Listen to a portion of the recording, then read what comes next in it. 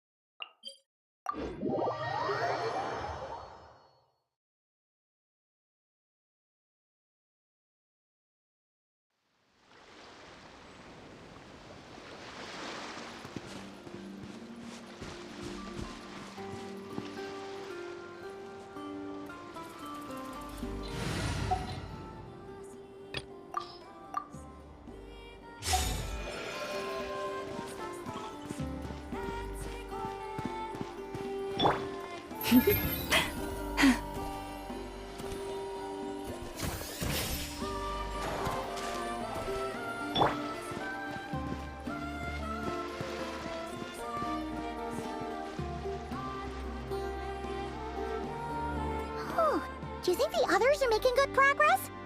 Hope it's all going smoothly. Huh! Hey, look! They made it back as well! Flint's! Llama! How did it all go? All is well, thank you. Nefer and Yehoda had to stay at the curatorium to wrap things up, so they won't be joining us for now. I ran into Miss Inefa and Miss Aino on the way back. Their work is still in progress, so I suspect they won't be back for a while either. You seem rather cheerful today, Mr. Flint's. I certainly am. I achieved what I set out to do and came away with more than I bargained for. Fighting alone can get quite tedious, but I had the good fortune to run into a pair of brave young warriors. We meet again. How have you been? Albedo! What are you doing here? Thankfully, tracking you down turned out to be a lot simpler than we envisaged. These two courageously lent me a hand while I was fighting the Wild Hunt. When they told me they were Servarka's colleagues, it all made sense. And given how people of outstanding talent tend to cross paths, it's no wonder you're already acquainted. So, who's your travel buddy, Albedo? Why don't you come and introduce yourself?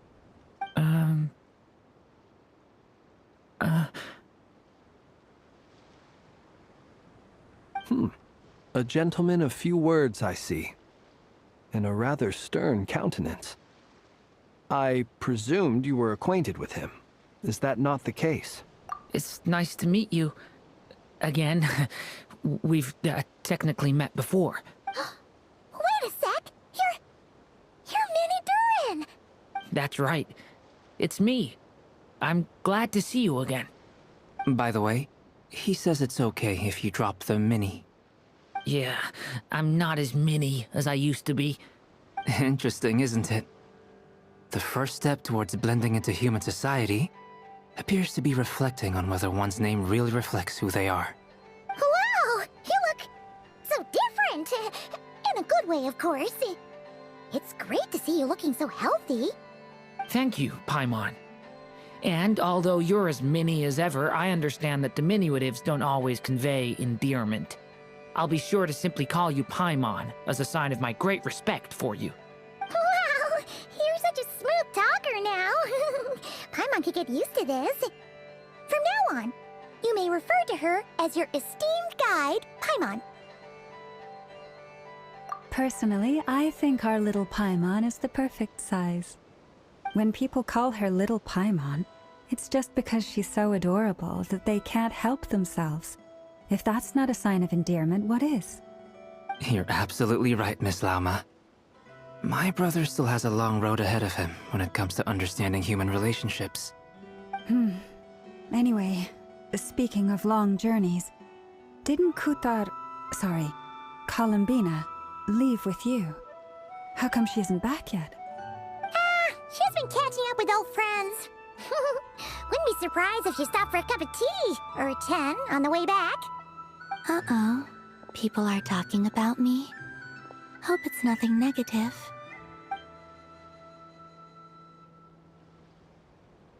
Judging from your expressions, I'm guessing it all went well? It's getting crowded here. I'll go grab some chairs. No need. This is a job for an alchemist. I'll whip some up momentarily. Thank you for your hospitality, ladies and gentlemen, but I was merely escorting my friends back. I'll be meeting Sandrone shortly, as we still have some things to discuss. It's been a pleasure, everyone.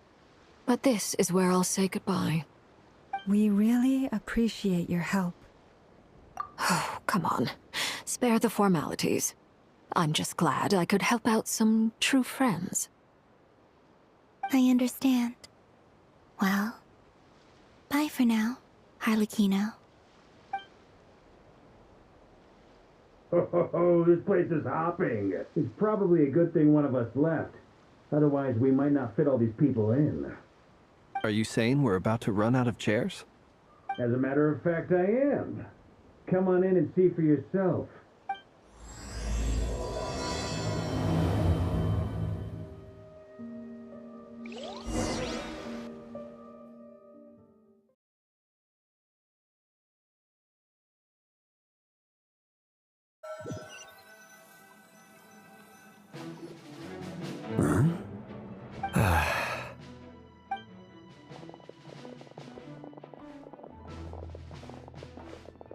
I overheard your little chit-chat outside, by the way.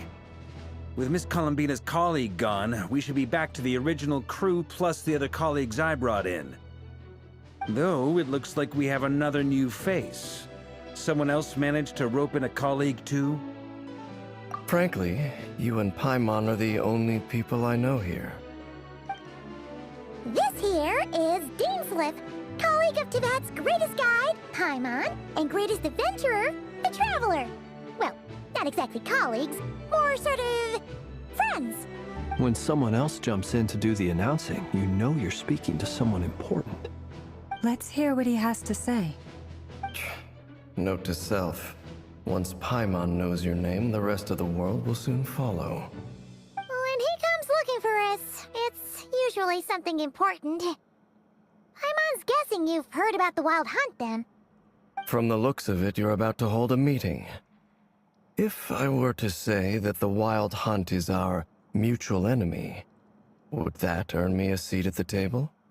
As the saying goes, the enemy of my enemy is my friend. Mr. Dainsliff, there's a seat with your name on it. Though, I can't promise the same for everyone else. Hey, Albedo, think you can rustle up a couple more chairs?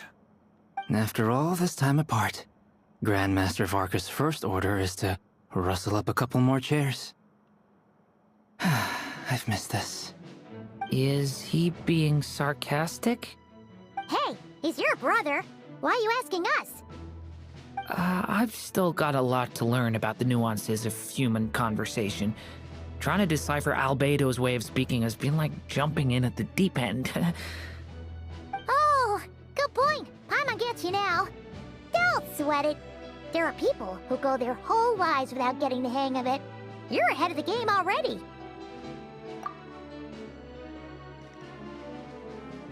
I wonder what's taking Nefer so long.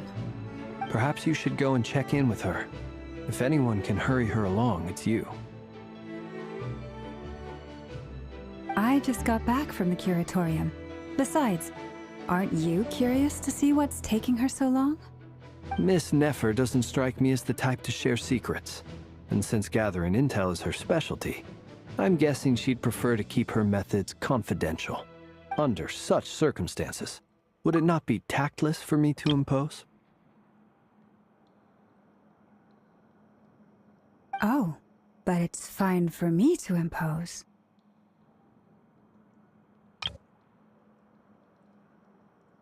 What can I say? You have an unrivaled ability to garner people's affection, Miss Moonchanter.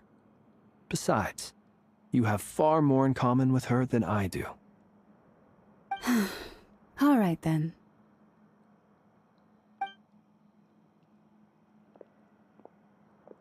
Impressive. She barely fought back at all. I admire your powers of persuasion, my friend. As I'm sure Miss Lauma will realize soon enough, the trick in life is to always pitch in with other people's responsibilities so that you can be selective with your own. Another trick is to simply hide in the background. Spoken like a true sage. Anyway, looks like we've got some time to kill before the meeting. Let's take a little breather, folks. And feel free to chat amongst yourselves. We'll get down to business once the other two arrive.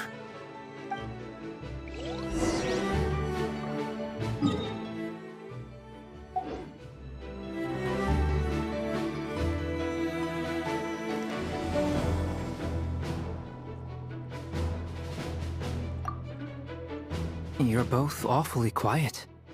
Why don't I start us off with an icebreaker? Much obliged. Have either of you ever had your portrait painted? If not, I'd be glad to help. That sounds like a lovely idea. You know how to paint, then? I dabble occasionally. He's an excellent painter.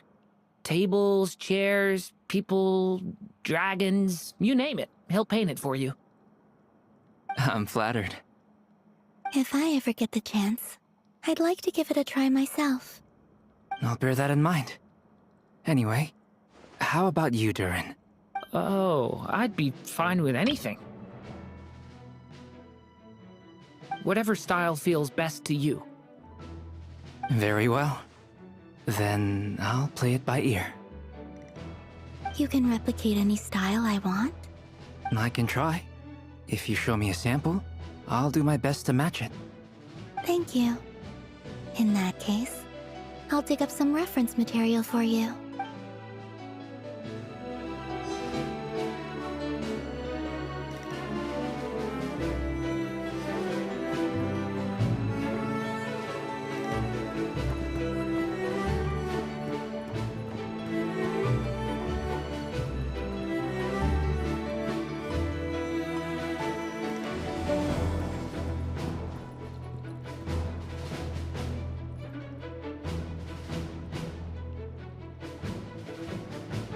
Is there something you'd like to say to me? Yeah! For starters, why'd you just show up here without even giving us a heads up?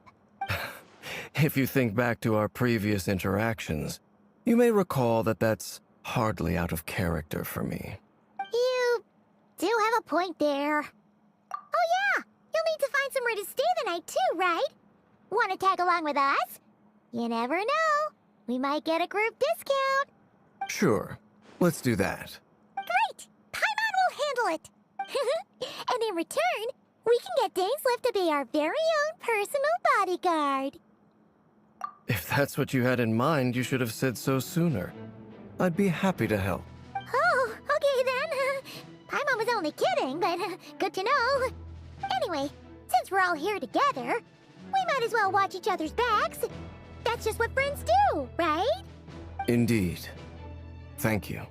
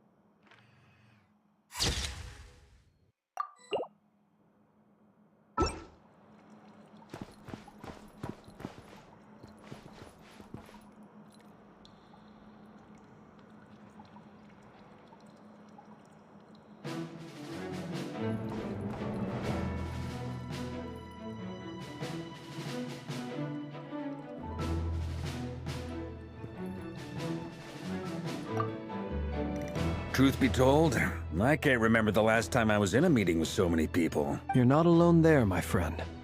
The Lightkeepers also struggle to bring everyone together for a serious discussion. I don't doubt that. I've only ever met two Ratniki, one being you, and the other being that young guy, Itlua. Itlua is a good apple. I'll give him that. He's kind, honest, and regularly delivers supplies to my lighthouse. So you're what? A fake Ratnik? That's what it sounds like you're saying. But I get the feeling that's not quite what you meant. Come on, why the awkward silence? Sorry. I'm not even gonna bother trying to hide it. You've known all along, haven't you, my friend?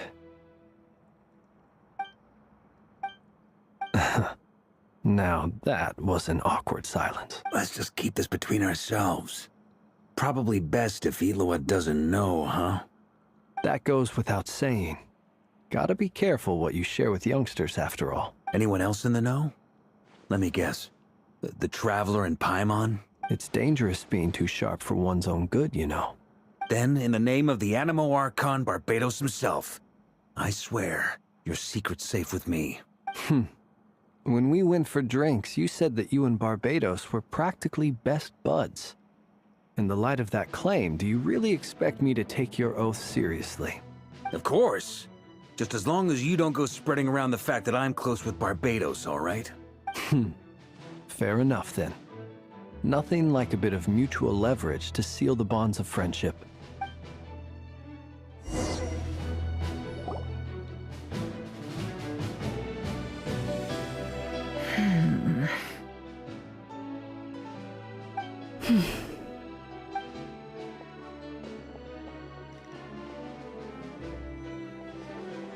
Ah, Miss Nefer. You made it after all. But what about Yehoda? I'm here to give you an update on how things are going on our end. Once this is over, I'll be heading straight back to continue my work. So much for just this once. Shh! Not so loud! We're on a roll here. What if she remembers and suddenly decides to back out? Did you say something, Mr. Varka? Huh? I didn't say anything. Right, Flints? Must have been a frog. They get so noisy around here at nighttime. It's like they're putting on a concert in the background. Anyway, before we begin, there's a few introductions to make. Let me start by saying that it's an honor to be speaking before so many distinguished colleagues and collaborators. First up, we have Miss Lauma. As Moon Chanter, she's the leader of the Frost Moon Scions, a local religious community in Nodcry. Then Nefer is leading the investigation into Rerer's background, assisted by Yehoda and Lauma. From the little I've heard, they're making some great progress. Over here, we have Mr. Flintz, a Ratnik and guardian of the abandoned lighthouse. In our last operation, he courageously distracted the Wild Hunt to buy time for the rest of us. For those of you who've never met, this is Mr. Albedo, a renowned alchemist and captain of the Knights of Favonius investigation team. By his side is a new face for us all, myself included, Mr. Durin, who has come to lend his aid. Next up, we have the Moon Maiden and former Fatui Harbinger, Miss Columbina. Then we have the Traveler, who's earned more titles than I could possibly hope to list out, so I'll spare you the rundown. And Paimon, the ultimate travel companion and quite possibly the best guide in all of Tevat. Wow! That's a lot of people! Great turnout! Miss Nefer, it looks like you might have another job coming your way, so, congratulations on the booming business, I guess. You think I haven't got enough on my hands as it is? Who's looking for me now? That would be me, Miss Nefer. I have a commission for you. And you are? Who I am doesn't matter right now. What does matter is that I'd like you to gather more intelligence about the Recher of Solnari. Well, it's not as if we never take on anonymous commissions. But in your case, I'll have to decline. I'm gonna take a wild guess and say your job's probably more hassle than it's worth. Something about you seems like bad news. It's my eyes, isn't it? Conrian, I assume. And what's with the mask? Are you trying to hide your identity? In any case, the fact that you're even still alive raises an awful lot of questions for me. My name is Dainsleif. And yes, I am from Conria. As I'm sure you're aware, the Raker of Solnari's real name is Rerir. He was once an acquaintance of mine. Really? Then you must have been quite an influential figure yourself. You flatter me, but none of that matters anymore. My point was simply to clarify why I have asked Miss Nefer to investigate Rerir's background. So you're both from Conria, and it sounds like you used to be friends? What am I missing here? Surely you already know how he became one of the Five Sinners. I'll tell you everything I know. The history of Conria, the names and identities of the Five Sinners. I remember it all like it was yesterday. I have never spoken openly of this before. But the truth was exactly as people say.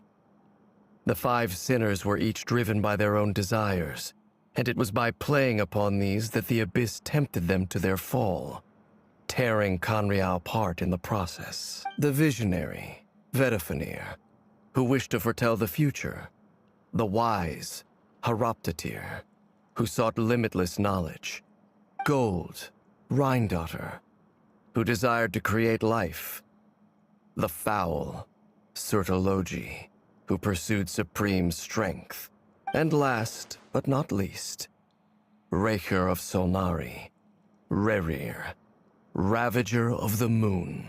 Of the five, Rerir is the only one who remains a mystery to me. He never harbored grand ambitions. So what changed in the space of a single night?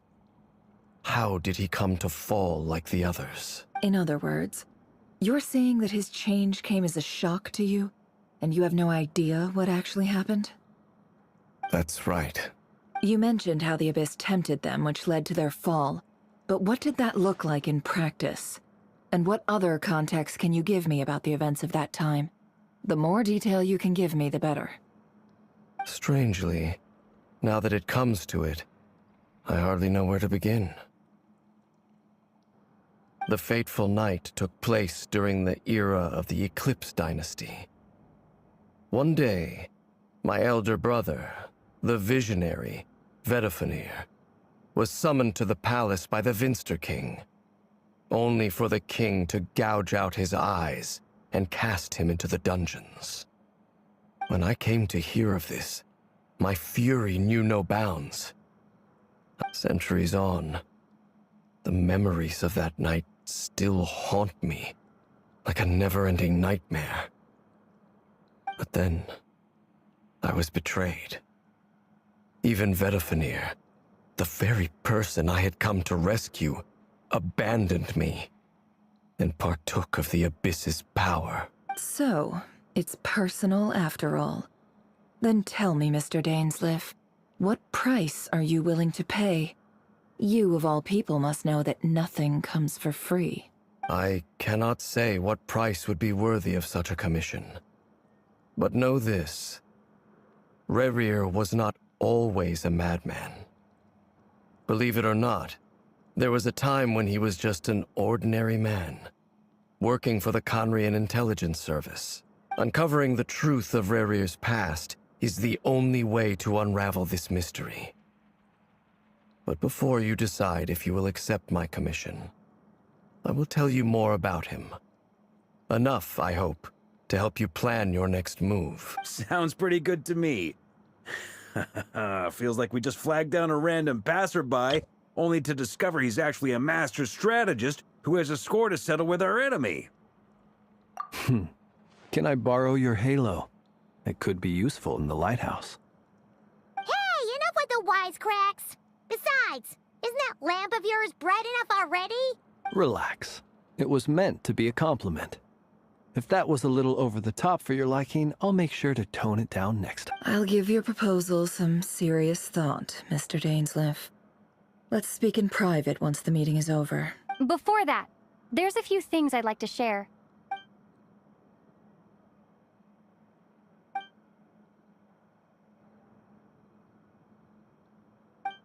Now that we've united the hearts of the three moons, your power should be greatly enhanced.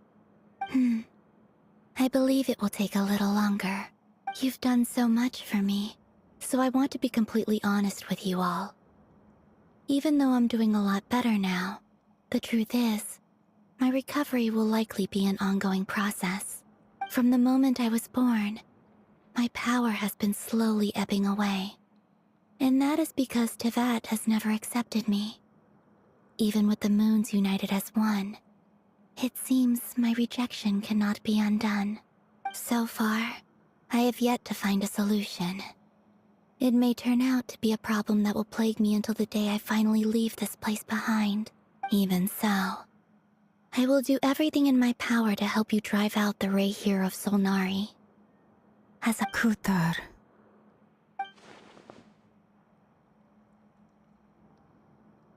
Defeating the Ray here of Solnari will be no easy task. While my strength slowly recovers, we'll also need to gather more intel. Naturally. We should take all the help we can get if we hope to defeat him. We've considered several viable plans now, but our choice hinges on the answers to a few key questions. Is it even possible to kill Rerir? What experiences shaped the person or monster he became? And what's he really after? Given Albedo's expertise in alchemy, I think we should leave him to try and answer the first of these questions. Understood. As for the other two, I'm afraid we'll have to count on you again, Miss Nefer. Believe me when I say it's not my wish to burden you. But right now, relying on your skills is our only option. So you're placing all your hopes on me, huh? We can't thank you enough for agreeing to help us. Honestly, I can hardly believe how lucky we are. You sure have a talent for changing your tune, Miss Moonchanter. Timid like Yehoda one moment, then flinches insincere flattery the next. Ladies, please. I must object to your portrayal of me. That's all. I almost don't want to leave this room. I'm curious to see how this plays out. I have faith in you, Miss Nefer. Something tells me you'll stand by us until the very end. Oh?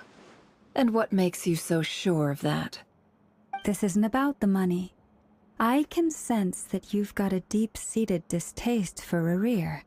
And knowing you, that alone is motive enough. Look at them getting along so well. Like two peas in a pod. And I'm the one they accuse of insincere flattery. There is no justice.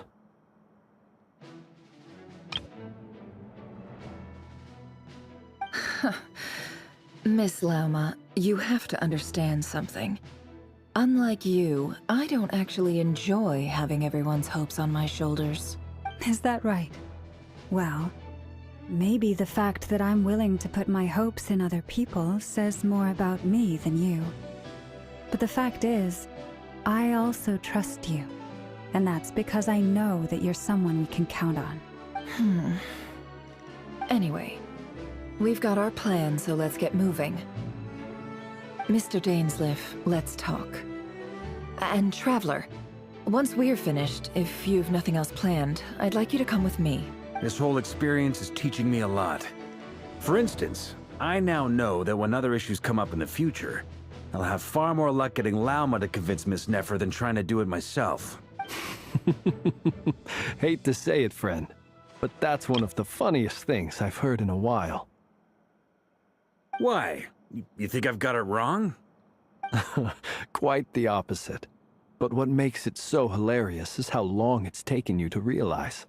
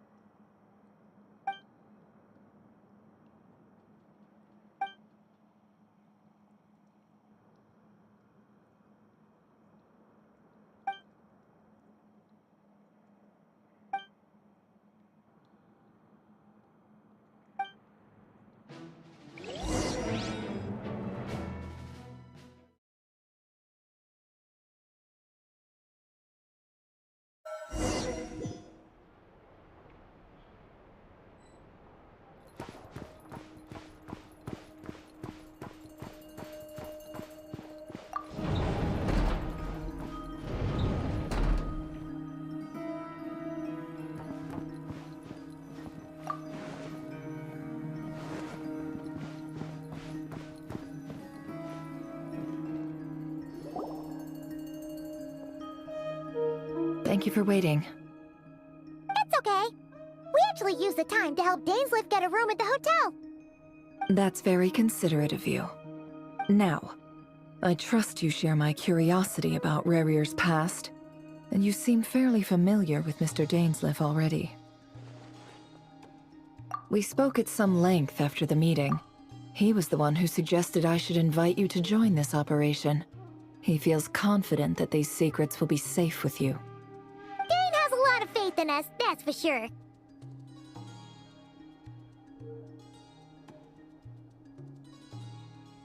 Likewise. I appreciate that you got right on board without interrogating me about why I invited you. It shows that you trust me to explain everything in due course. That's because we know what you're capable of. We appreciate you too, Nefer. You might have been forced to help in the beginning, but this time, it was your choice. That's one way to put it. Another is this, that once a decision's been made, it's set in stone. After that, my only goal is to see it through. Alright, so here's how it is. I'm going to access Rarier's thoughts again using my confidential method. Now, I'm sure you've seen things like this before on your travels, so you're surely well aware of how dangerous it can be. The reason I've gathered you all here is to ensure my safety during the proceedings.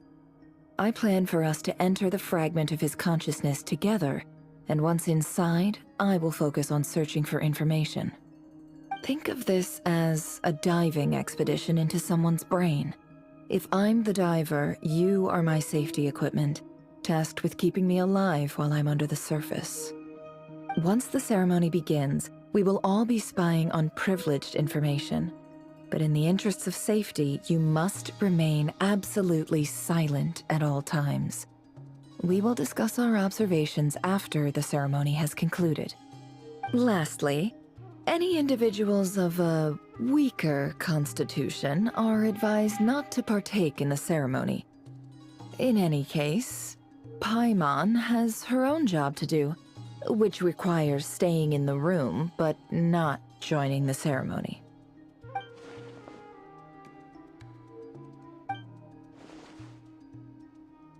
Well, good luck, everyone! Sounds like all Paimon can do is cross her fingers and root for you guys. There's a little more to it than that. I was being serious when I said you have a job to do. While the rest of us are inside Rarier's mind, it's imperative that we have a team member on the outside. In the event that something goes wrong, you will be our first responder. I don't anticipate any issues, but the extra level of safety will be greatly appreciated. I second that. This is a dangerous operation here, and you're our whole rescue team. So, Paimon's like the lifeguard? Yeah, that makes sense. All right, got it. Good. Please, take a seat. We'll get started momentarily.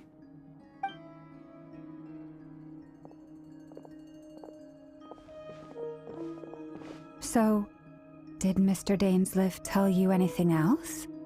He told me that he believes Rarier kept some big secrets in his life. He's not sure that they were the cause of his eventual downfall, but he's asked me to uncover what those secrets were all the same. But surely you're not planning to go through with this, no matter the cost. If you think that, you'd be overestimating me. I'm a businesswoman, not a mercenary. But I do have my own professional reasons for taking this job. You think I'd turn down the opportunity to get a first-hand glimpse into Conrian history? No chance. Well, as long as you don't let morbid curiosity get in the way of safety concerns, we're good. We'll do what... You're such a killjoy.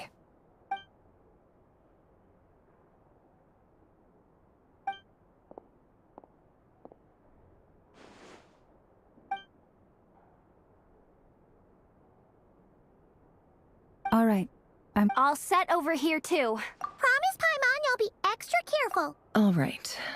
Let your whole body relax. We're about to begin. Close your eyes.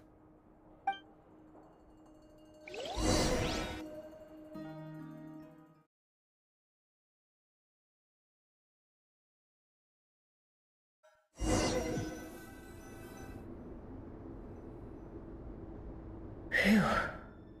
Could this be his office? Pretty standard setup. Bookshelves, paperwork, files. According to Dainsliff, Rarier used to be an intelligence operative. Chances are there's plenty of top-secret intel stashed away in this room. Is this where you keep your secrets, Rarier?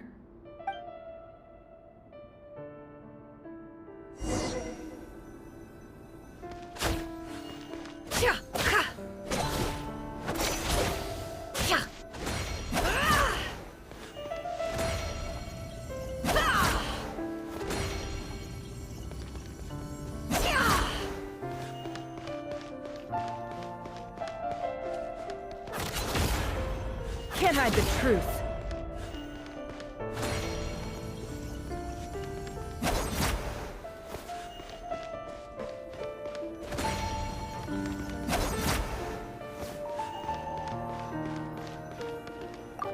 He looks even gloomier than last time. I wonder what's changed.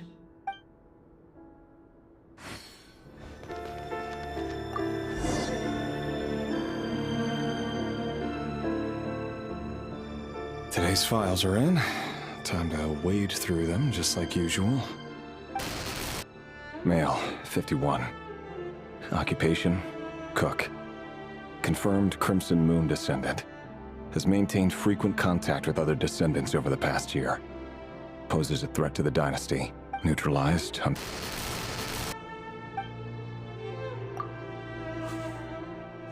This one should be archived under purged targets.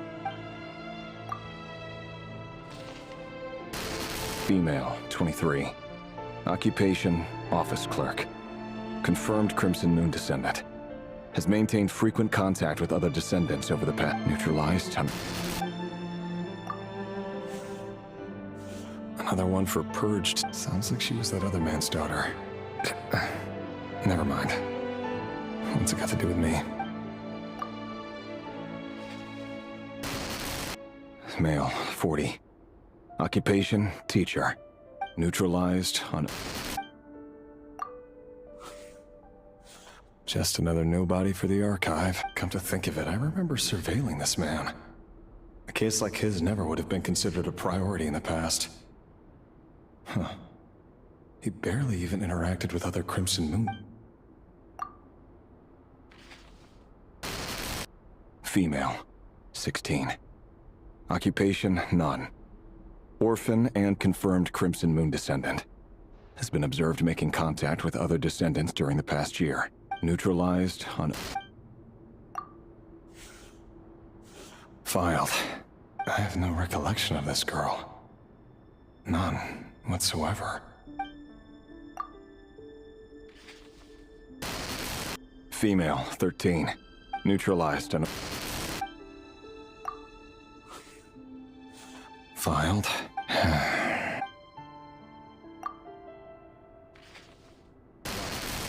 Male, 11. Occupation, none. Or neutralized and...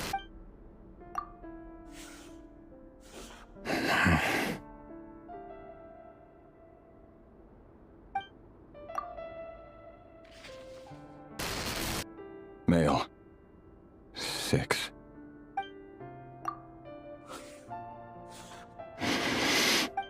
It's funny, isn't it? Your job is becoming both harder and easier at the same time, depending on how you look at it. Sooner or later, the Crimson Moon descendants will be completely wiped out. But as their numbers dwindle, they become harder and harder to track down. That's not how it is. Fortunately, however, most of the able-bodied adults have already been taken care of. The remaining weaklings will be increasingly easy to deal with. No! No. My job is to ensure the survival of the Eclipse Dynasty. And the only way to do that is by eliminating any and all potential threats. It's a perfectly legitimate line of work. Every single one of my colleagues can attest to my fairness. And if my friends were aware of the facts, I know they'd back me up too. Assuming, of course, that they were. aware of all the facts.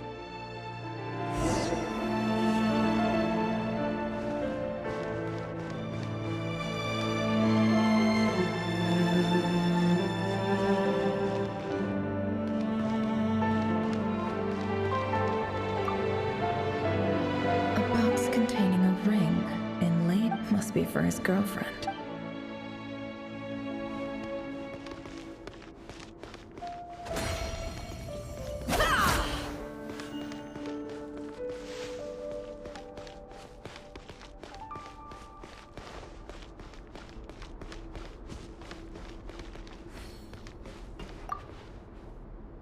A file tucked inside a folder.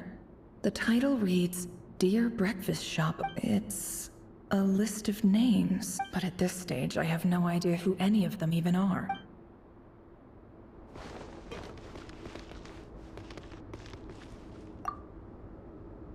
Wonder what kind of encryption technique this is. Aha. It's an Please, hear me out. I can't shake this feeling that someone's been spying on our house. No, I'm not being paranoid. I saw someone dressed in all black. It was a couple of days back, but that was on another street. There's a note in the margin.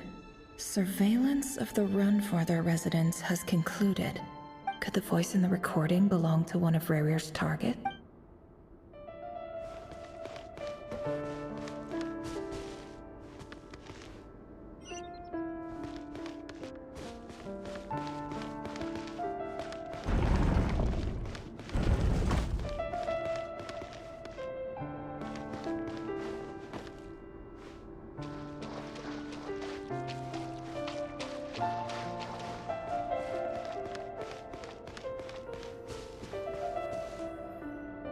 Mr. Vedifalnir? It's been quite some time since we last met. Rarir, I trust you're here because you have something important to discuss. Forgive me. I wasn't tuning out, it's just, I noticed you didn't even phrase that as a question. Tell me, does someone in your position ever feel the need to ask questions? It is indeed within my power to foresee certain things.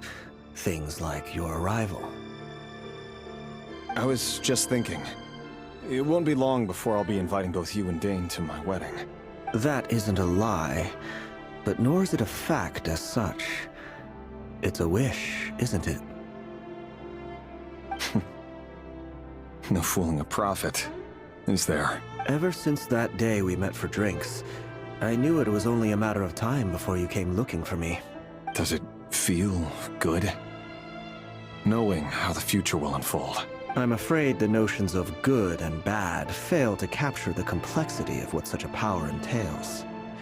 Once you've seen what will come to pass, it can be all too easy to succumb to fear and melancholy. Unless, of course, you learn to abandon these feelings. You fear my silence, and long to hear the words I left unspoken that day. That's right. You must have noticed my reluctance to broach the subject. And the reason is simple. Because the truth could never have lived up to your hopes. The burden of prophecy was never meant for your shoulders. So who exactly do you deem worthy to hear your prophecies? None but our exalted king? Or rather, our king as he once was. You're closer to his majesty than I am. You must know better than anyone how much he's changed. You say that as though it is to my benefit.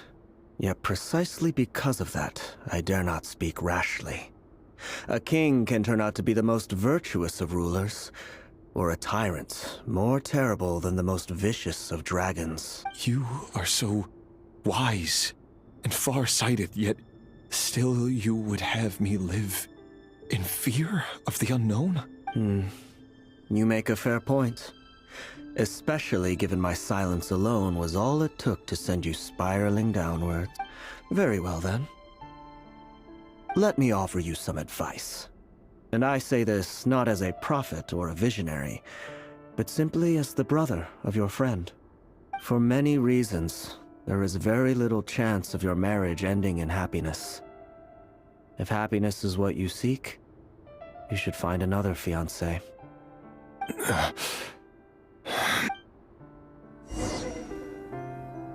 Hold on. There's that same black fog again. Could this memory belong to Thelindis? Wait. Hear me out. This time we finally got a clear look at his face, and his name is Rayrir. And he claims to be one of the king's guards. What did you say? A cruel irony, isn't it? The man you're set to marry leads a double life as a brutal executioner. Why are you telling me all of this now? Simple. It's because I want you to kill him. You are the only person he would never suspect. No, absolutely not. I would never dream of doing such a despicable thing.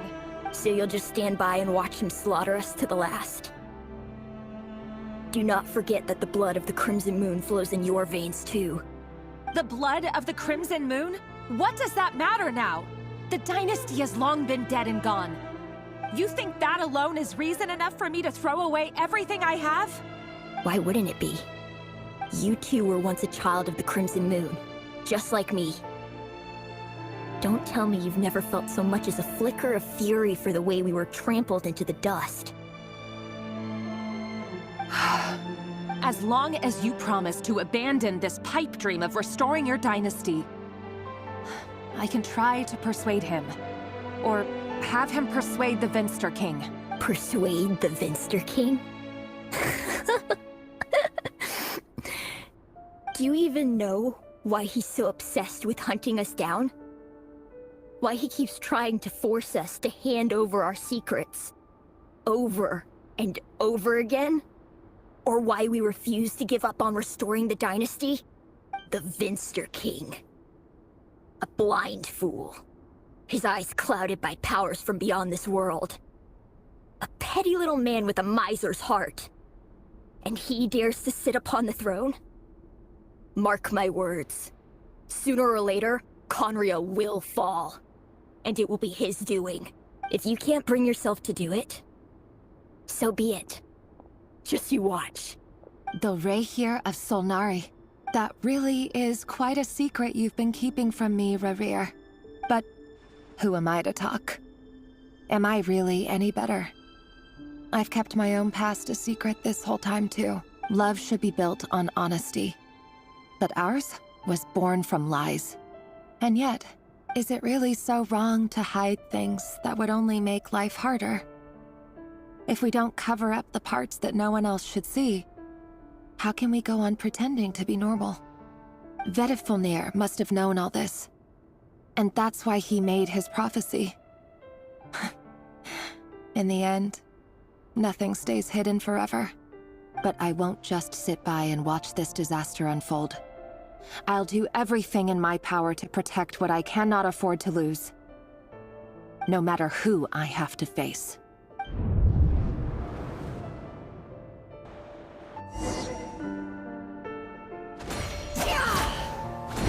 Huh? Was that Rayrir who just walked past the window? Doesn't it give you the chills that he still takes the same road to work every day? As if nothing ever happened. Those people at the deli. Enough already. They're clearly pretty taken by their own disguises, so just smile and play along. Pull the rug from under beasts like that, and you'll risk having your throat torn out. Deli. Oh. They're talking about those people from the opposition. Right. I'd almost forgotten they used to run a deli. People of no consequence always fail. But surely you can see he's not the man he pretends to be! So many have died already, and they say that the king's madness grows with each passing day. We're not going to survive this, are we? But why does it have to be this way? Do we really deserve to die just because of the blood that runs through our veins? Thelindis, are you even listening? Sorry, Freether. My mind was off wandering. I heard you, though. You're talking about what Rayrir said. He's just following the king's orders. He's a secret agent, and it's his job to hunt down rebels and dissidents. By the time you first met him, he'd already taken lives. Maybe he was using you from the very beginning. No. Rerir has no idea I have anything to do with the Crimson Moon.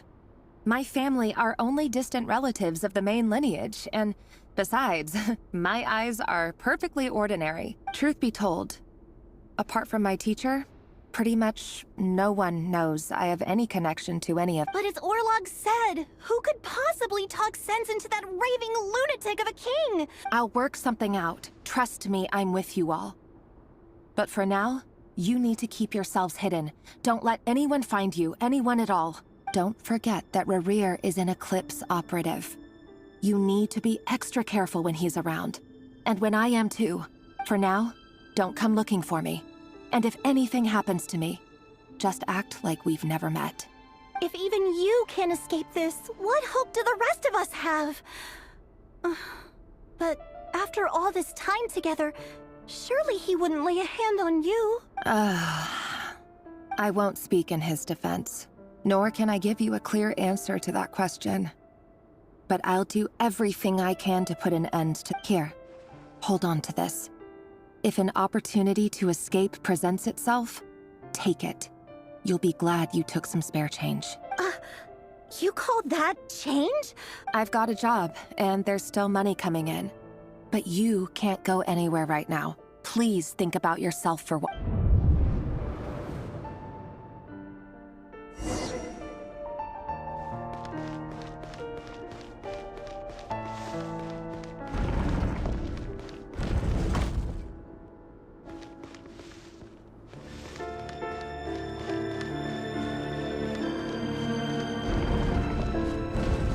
Another day, another round of assassination training. Training ground is just beyond this hidden passageway. When you kill a person, doesn't it follow you end up covered in their blood? Why would it? Aren't we all just walking blood bags? But not everyone is accustomed to hunting down others like prey. You've been a hunter for so long now, you seem to have forgotten that most people don't just go around killing one another. Leave me alone.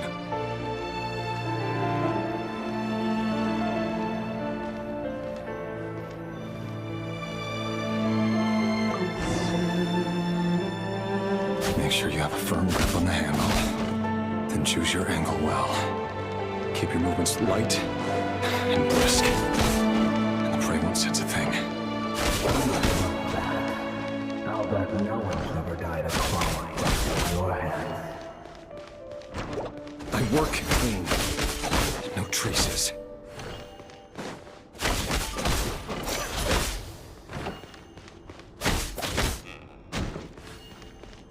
That doesn't make it open above board. The thing just happens to meet you right now. What if suddenly he doesn't? That won't happen. He's changed. Ever since he shared the spell of that power. In the beginning, he had you take out a handful of the guilty. The ones I've dealt with have always been guilty.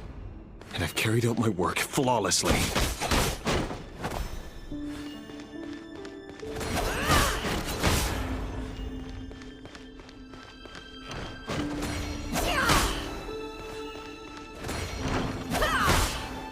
No more lies.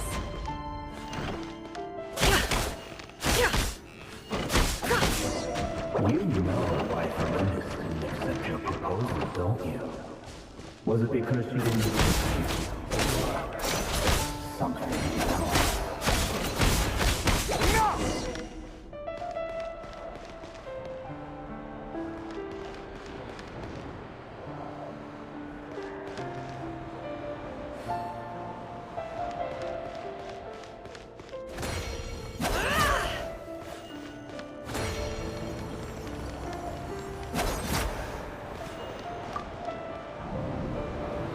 Delindis, do you still remember Orlog?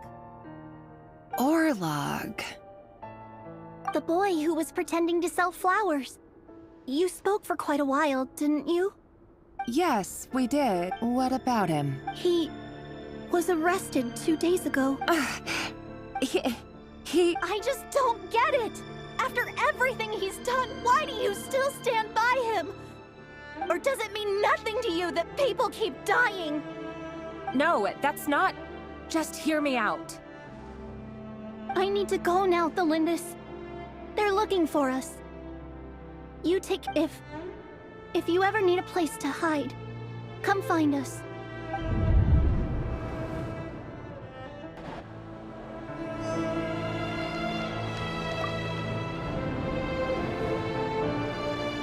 Author Thelindis. Over the course of this week, the research object was subjected to interference for a total of 47 hours for experimental purposes. All subjects of observation that were sent inside have now... The situation within is proving no progress whatsoever. What now? Won't you give me even a glimmer of hope? Things are getting worse by the day. I have to find a way or we'll all be in danger. But I... If all this research comes to nothing, what then? Sooner or later, it'll be my neck on the line. But could he really bring himself to kill me? No. Surely he wouldn't have the heart.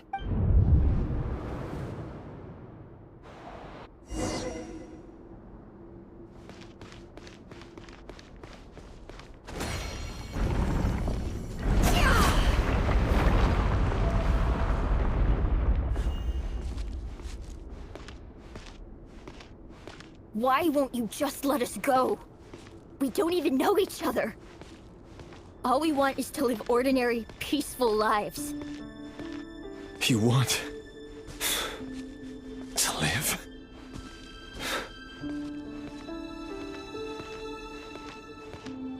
Yes.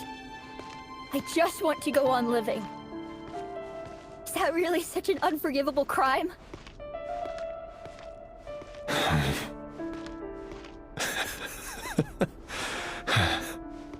You want to go on living.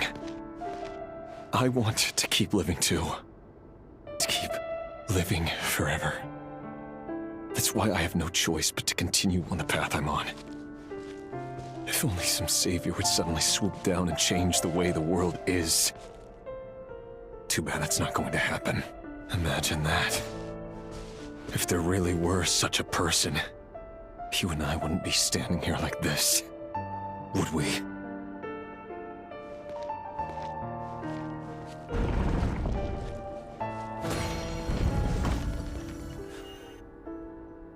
Today's files are in. Time to wade through them just like usual. No, I don't get tired of it. It's my job. And not only am I lucky to have it, I'm good at it too. Huh. Wait. That's... Thelindis?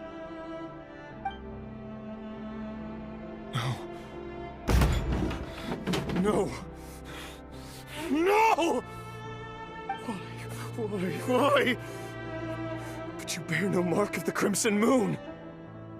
How could you possibly have anything to do with them? It cannot be! A diluted bloodline. Carefully concealed. I see it now.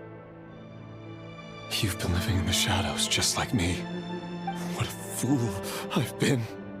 Numbing myself with talk of justice. Even imagining my friends would back me up. But in the end, Irminsul. Finster King! How far are you going to take this? From the direct bloodline to secondary offshoots? And then what? Today it's the descendants of the Crimson Moon. Who will it be tomorrow? Will you not rest until everyone down here is dead? No. This cannot go on. This is where it ends.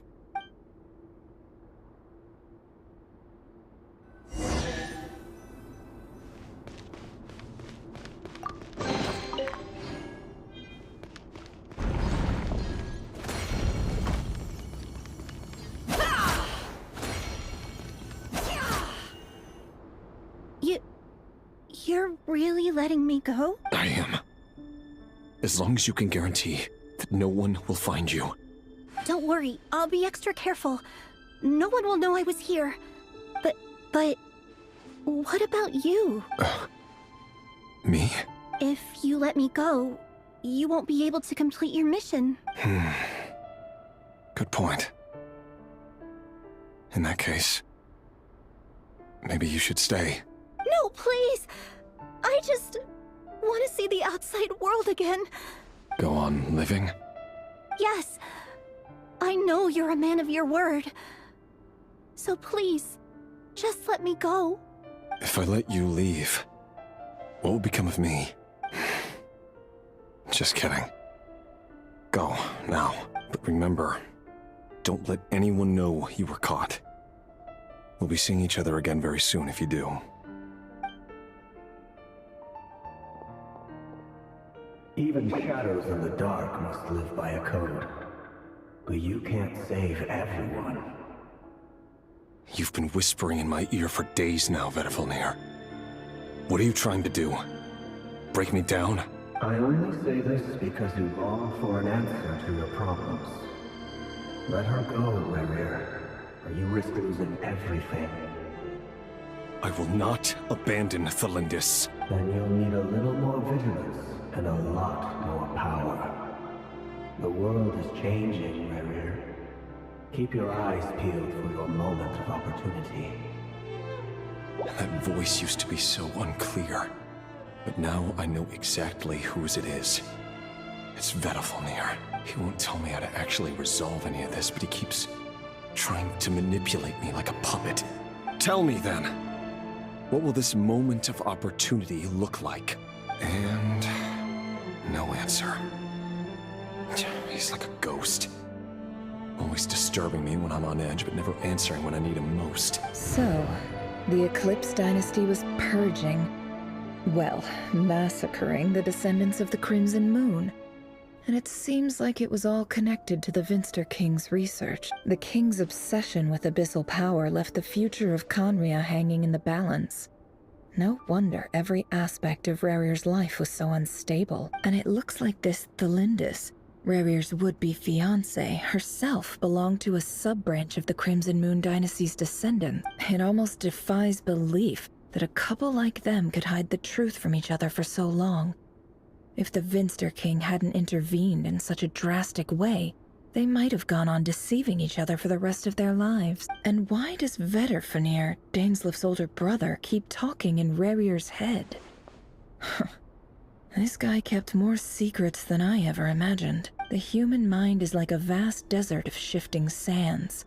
When you follow the flow of someone's memories, you only ever see the parts they're willing to let surface. Time for something a bit more creative. We've been inside Rerir's mind this whole time. There's already enough clues on the board to start reading between the lines and mapping out the rest. Now, we can finally begin to put the pieces together.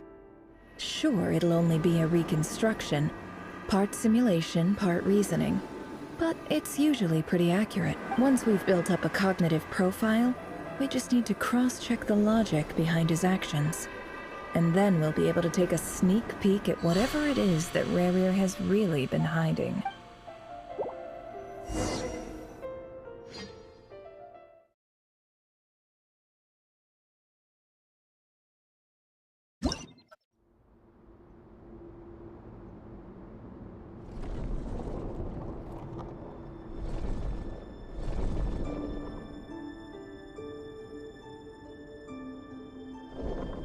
Rerir, are you there?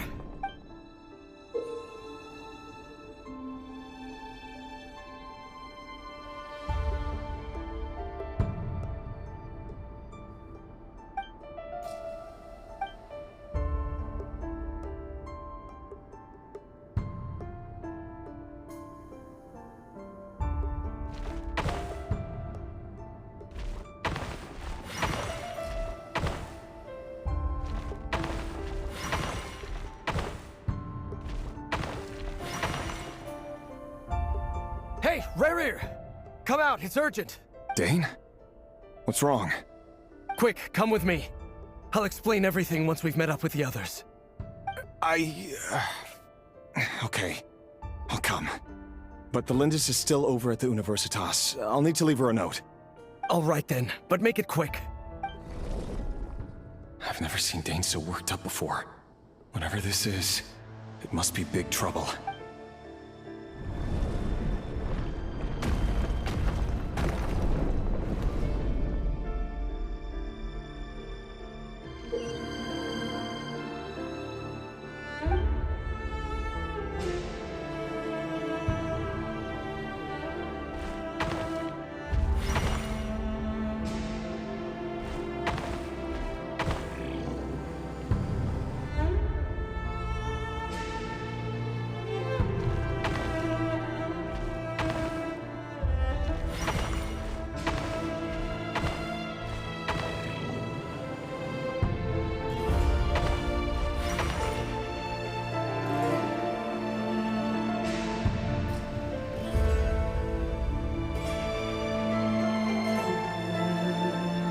Well, this is a nice change, meeting you all at this hour. When men and women of ambition can speak face to face in broad daylight, I say that's a big step forward for our dear Conria. Don't be ridiculous. We do not fear the day. Why would we seek refuge in the night? You might ask your blade that same question. I'm told it prefers the cover of darkness. The word on the street is that Sertologi only strikes when he has an unfair advantage.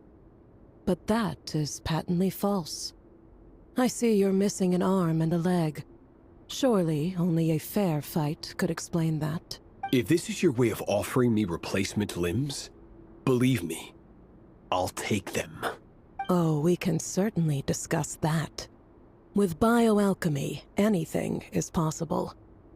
Assuming I have your full support in my research. Lunatic. Roptatir. What brings you here? Why, Dainsleif, of course. He invited me. Please, cast aside your apprehensions, Miss Rhindaughter. Whatever the rumors may say, I am but a humble servant of the king, and I can assure you he affords me no greater convenience than he does you. Well, the Universitas Magistrorum won't stop fawning over you. So at least some of the rumors must be true. You're clearly doing well for yourself, so drop the humble servant act. It endears you to no one. You're president of the Universitas Magistrorum, the chief royal mage known as the Wise by royal appointment, and by far the most favored among the 4 pillars of Conria. Vice President Veit doesn't even try to hide his envy when he sees you. My success is the product of hard work and good luck. It's as simple as that. Were the king not such an extremist, I hardly think I would have received a senior post at my age. Of course, no job is without its gripes. Serving a king like ours can be a challenging task, as I'm sure you can imagine. And as for Efterveit, in missing out on the presidency, he's dodged a mountain of stress. Like everything else in life, it comes with pros and cons. You're all here. I apologize for the short notice, but it was an emergency.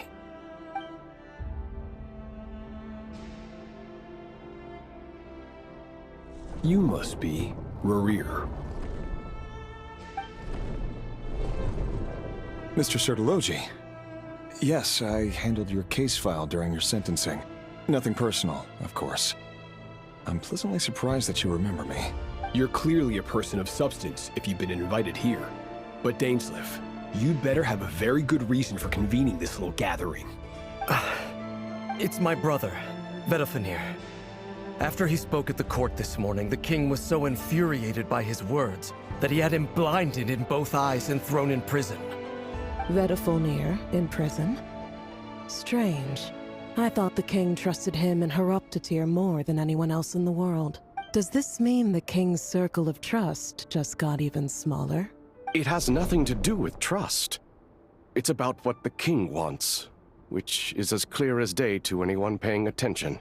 I simply appease him, because it's in the best interests of the Universitas Magistrorum. And also because you're slimy. Vedalfenir, perhaps less so. But still, a visionless visionary? It rather inclines me to think that qualifications are not what get you ahead in Conria. Do you honestly think this is an important discussion to be having right now? Dane, what are you planning to do? Rescue Vedifenir, I assume. Correct. It will mean storming the palace by force. Tonight. I need all of you on my side. That's far too dangerous. And don't forget, Dainsleif, you're captain of the Royal Guard. You swore an oath to the throne. You've been planning this for a while, haven't you? I have no desire to commit treason.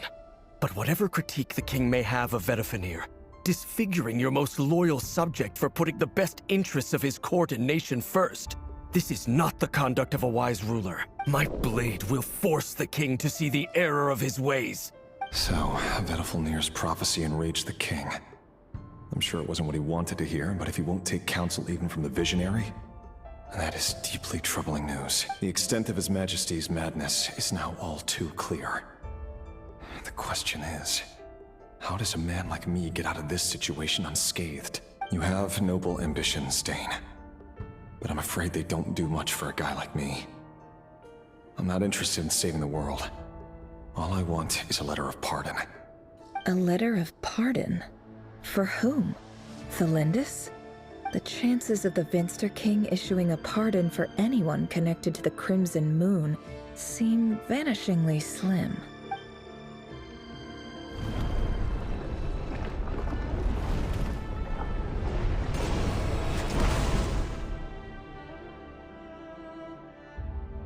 This black fog over the board must have some connection to another mystery.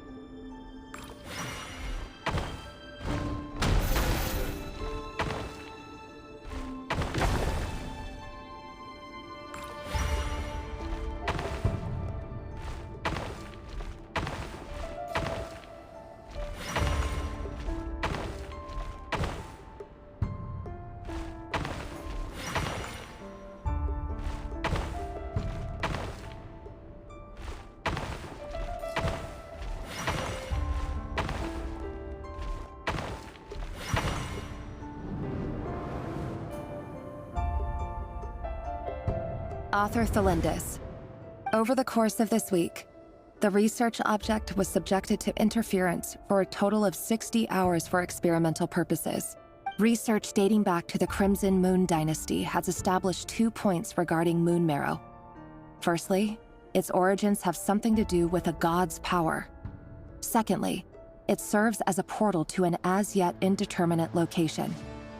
Moon marrow can thus be defined as a spatial gateway. However, there are a number of hurdles to overcome before we can answer the question of where it leads to. To start with, opening the gateway requires a specific power source, which the relevant literature indicates. An enormous amount of power is then required to keep the gate open. Currently, the total power output of our instruments remains in the single digits. To make matters worse, I am now the only staff member remaining in the Moon Marrow lab. The Universitas Magistrorum recently decided to move most of its personnel into abyssal energy research. This is not a wise move. I have always maintained that placing all our hopes in a single source of power is risky. I apologize if this comes across as disrespectful. But as a Moon Marrow researcher, if we really made it there one day, what would we find? And how would we go about taming the unknown?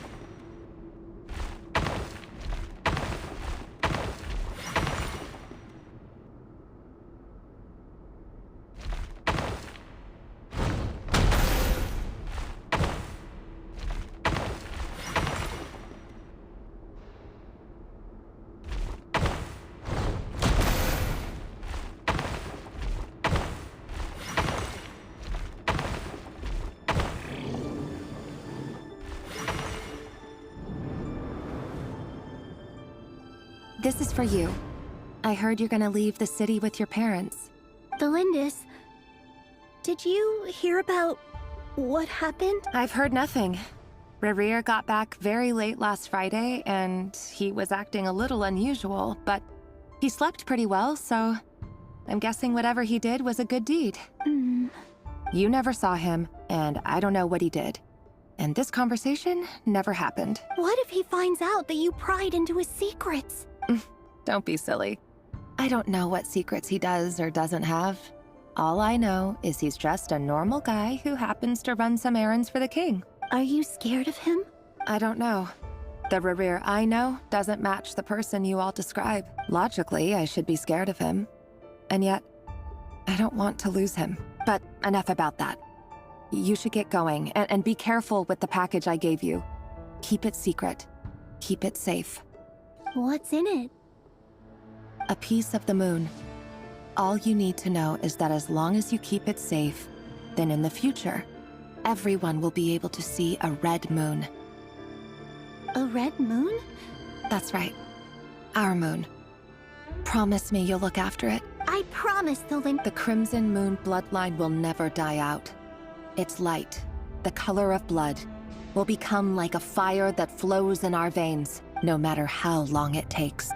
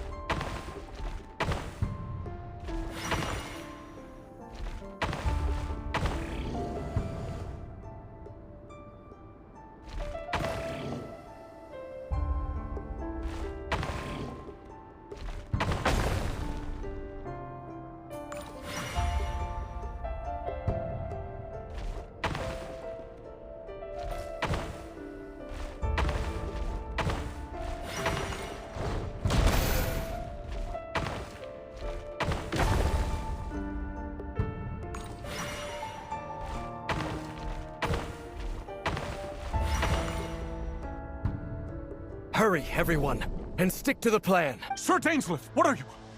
Is this treason? You know what happens to those who betray the throne. Please, don't do this! It is the king himself who has betrayed the throne. He has betrayed all of Conria. If you have any love left for justice in your heart, you should join me. It's showtime. Dane and his group will handle the troops in the palace. Then Hroptatyr and Rhindaughter will disarm the security measures. My job is to enter the prison and rescue Vedifalnir. Stay safe. Wish me luck. Look after my brother. Draw your blade. It is time for justice to prevail.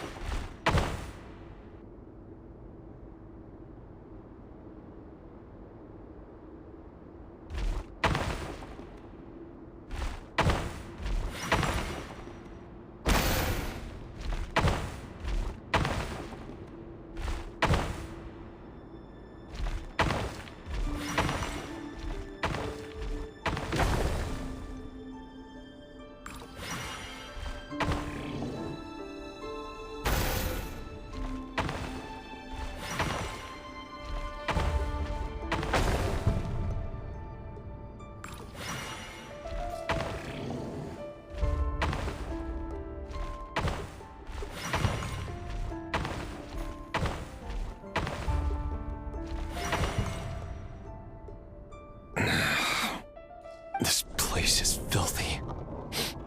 And the smell is abominable. Clearly, the king doesn't allow his prisoners a single shred of dignity. Found you. Hello, Mr. Vedifalnir. It's you. Surprised? Oh, wait. I guess surprise isn't an emotion that prophets feel very often. I certainly felt some surprise in the moment when I was blinded. Surprise at the king's sheer ignorance. Surprise at just how unfairly this world responds to words of earnest remonstration. I'm curious.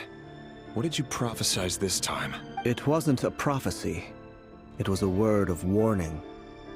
Someone had to say it. The king has forsaken all reason in pursuit of his obsessions.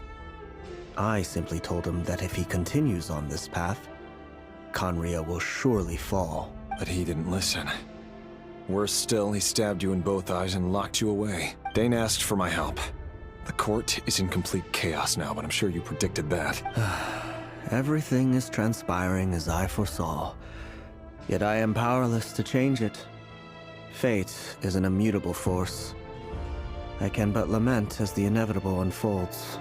I do wonder whether giving a man the power to see the future does nothing more for him than slowly crush his spirit. Forgive my curtness, Vedifalnir, but the king did not suddenly turn on you today.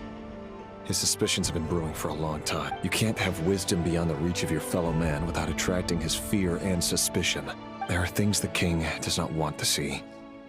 So, he doesn't want you having visions of them either. He wasn't entirely wrong. I did indeed lose my power to see the future. Until what? Just now. I believe I saw something new. Well, tonight could go a lot of different ways. 5 of us banded together to storm the palace, also we could rescue you. This will go down as the most tumultuous day in Conrian history. I sense hatred in you. But also hope. A desperate hope that with the tyrant deposed, that will be the end of the story. But this is not the end. It is the beginning of a new chapter, in a whole new story. There are many men of honor and courage in this world, Rerir. But you are not one of them. You're not here for justice, are you? Is that a dagger? Interesting. Why not the polearm? It was always your weapon of choice. With your abilities, I don't doubt that you were able to recover some of your sight. But I also doubt that you want to make an enemy of me right now. Of course not. We're on the same side, aren't we? We could be. But I need you to be honest with me, Vedafalnir. At this point, you're my only hope for the future. You mean your future? With your beloved, Felindis? Yes. And I know there are bigger things at stake here. A dynasty, a nation, maybe the entire world. But forgive me, I care first and foremost about myself. I can't abandon the one I love to save myself. I just can't do it. But you see a broader picture of the future than I. You see the solutions to the biggest problems of our age. In matters of fate, answers are either right or wrong. What will be and what will not. Maybe you are willing to pay a certain price in the pursuit of happiness. That is the cruelest thing about fate. It is unmoved by your sacrifice. That can't be true. I know it's your voice that I keep hearing in my head, urging me to see how the world is changing, to seek more power, so I can protect the things I love. You show me disaster, but you won't show me how to avoid it? Why? Why are you doing all this? My voice. In your head. So, you hear it too. The voice that steals your mind, gains your trust, and drives you crazy. It turns out that we are not so different, you and I. Vedafalnir just broke into the strangest smile I've ever seen in my life. As if he'd discovered some monumental secret. But then he suddenly switched to looking extremely weary. Very well then. My advice to you is as follows. You must persevere. Whatever trials and tribulations you may face, be steadfast in the belief that they are your path to the future. For as long as you live, your story with Felindis shall not come to an end. That is the only chance you have of fighting back against fate. It is up to you whether you believe my words. Regardless, that is all I will say on the matter. I have no right to intervene any further. I will hold you to your... Thank you for setting me free. In return, I will tell you one more thing that you cannot afford to ignore. Just then, a strange wave of energy rippled through the city. We had no idea what it could mean. If I were you, I would head to the Universitas Magistrorum. The Universitas? I'm sure we'll be seeing each other again very soon, Rerir. Whatever Vedafalnir said, I didn't catch it. I didn't even help him out of the prison. There was no time to lose.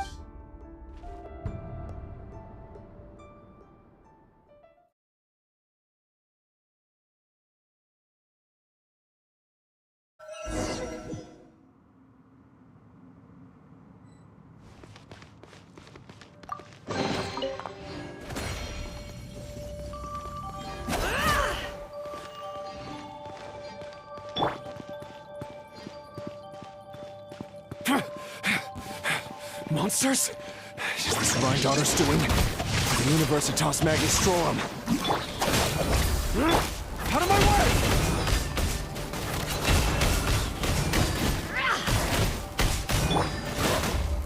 Receive my blessing.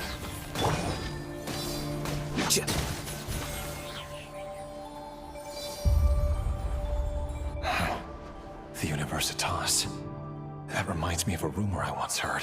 Allegedly, the king installed secret mechanisms in the palace and around the city.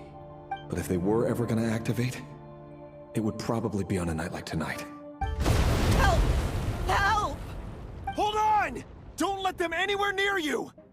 Save me! I can't! That sounded like an explosion. So, the rumor is true?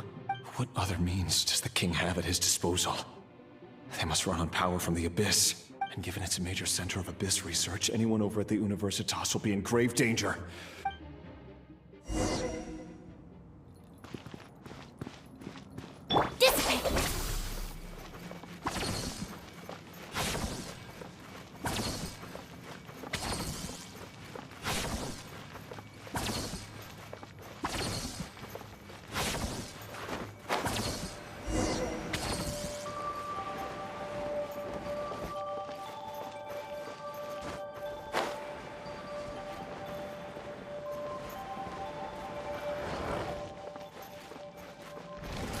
Let me weave you a verse. Rain outlines your fate. Huh? It all adds up. For the everlasting forest. Scatter!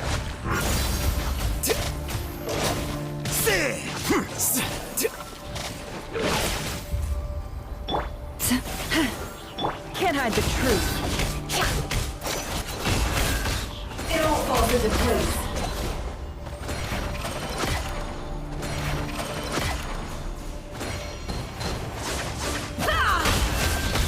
Witness the power of Gugwa. Rain outlines your fate. The deception ends here. Our bond is strong. Out of my way! With one heart, we pray. Flicker.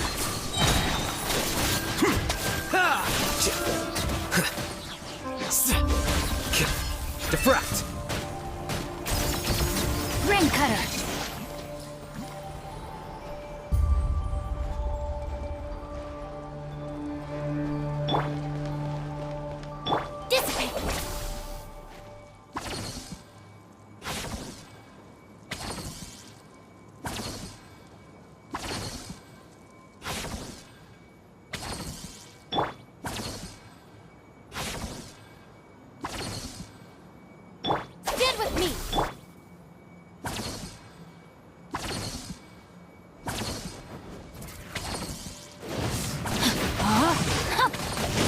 Time to act. Branch into song.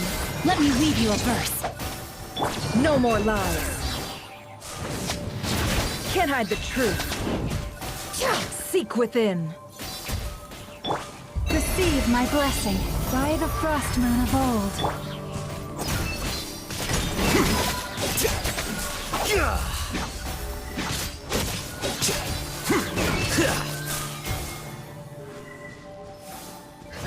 The process of elimination.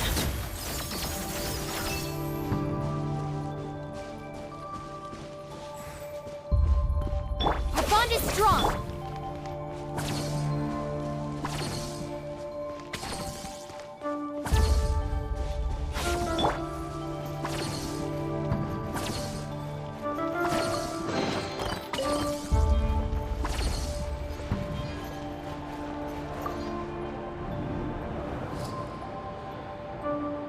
Monsters at the Universitas Mag. Oh no! They're coming! It's no use. The table won't hold out much longer. The weapons. Of course. All the lab equipment was upgraded after the inspection last week. I'm done for. Is anyone there? Ah! Stay back! Please stay back! Please!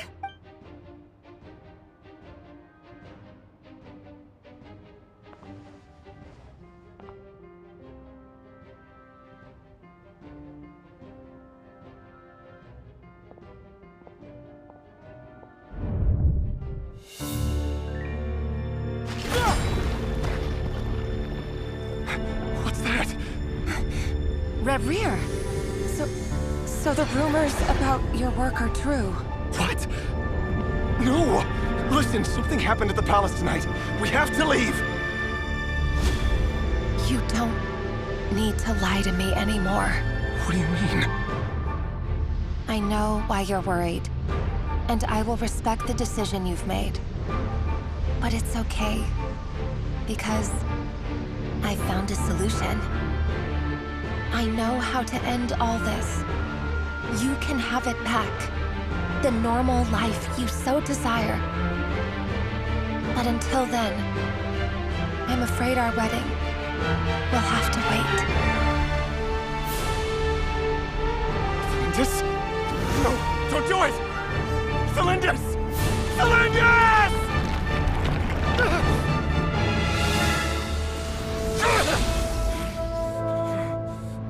I told you, Rarier. Let her go. You will find someone better. No! I won't do it! I have to save her! By what means exactly? A lowly pawn. You lack the power and the strength of will. Do you know a way? Tell me! Come to the palace. Join us.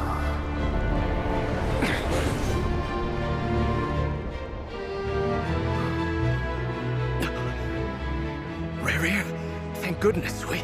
Step forth and take your share.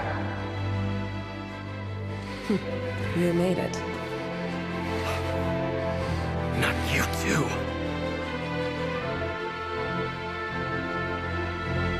Hatred or grief, despair, desire. We all have our own.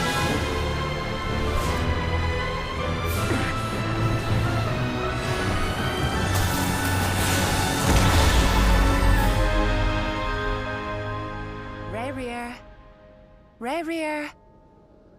Celindus? Were you daydreaming?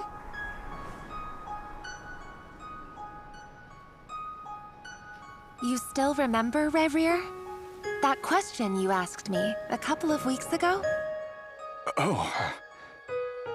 You mean the proposal? Yeah. I'm wondering, where do you think would be a good place to discuss it? Maybe in the garden? Or were you thinking a fancy restaurant? It's your choice.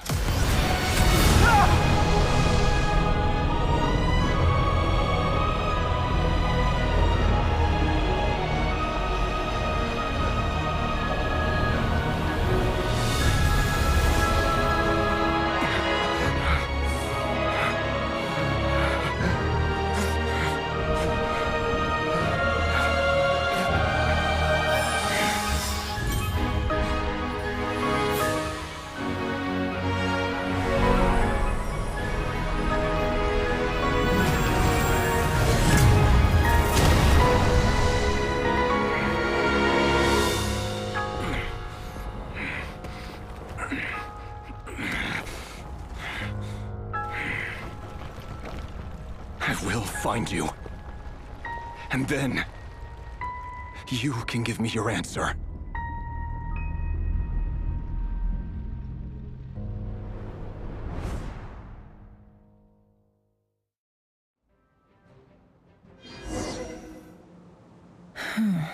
So that's how the Raker of Solnari was born. A monster created by circumstance is a monster all the same. Viewing other people's thoughts for too long can get uncomfortable. In a nutshell, the story of Conria is what happens when the truth falls by the wayside. Everyone tells little white lies, and before long, you have a huge pack of lies that destroys everything. Time to get back. His past is filled with sorrow, but the tale of any fallen civilization is one of endless tragedy. Cruel as it may be.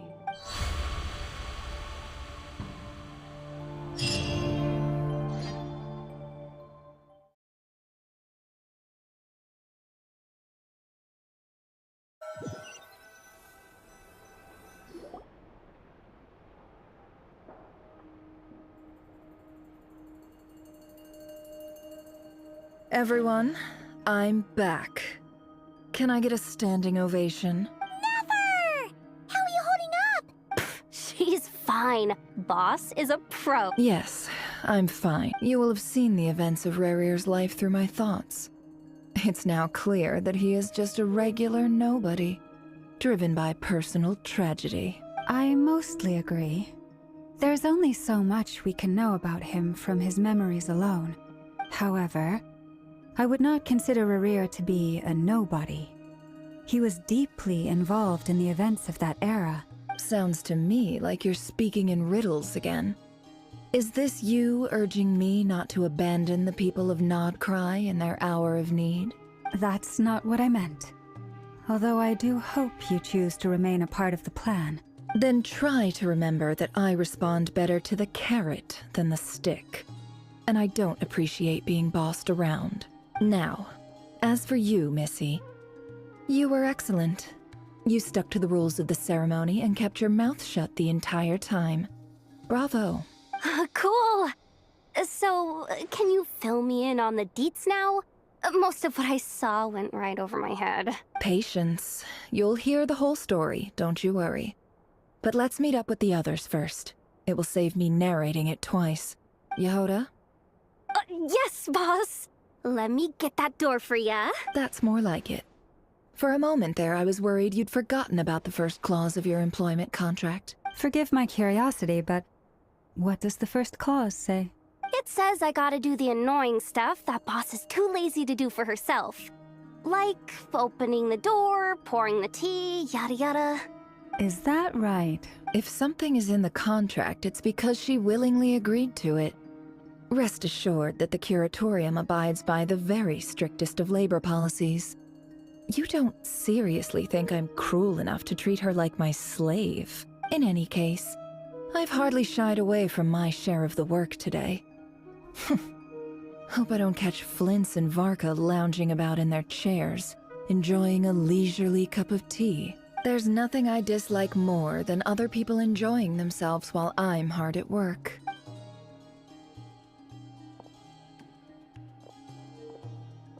Oh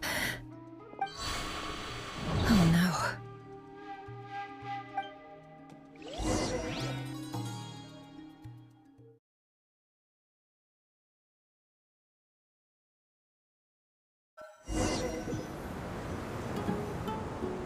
Sorry to disturb you, but we seem to have run into some trouble. Evidently so. Don't worry, I'm not about to leave you to fend for yourselves. I'm not that kind of boss. I'm sorry? What did you hear me say? I wasn't talking about labor policy. Wait. How long have I been standing here? Not long. You just appeared by the door a moment ago.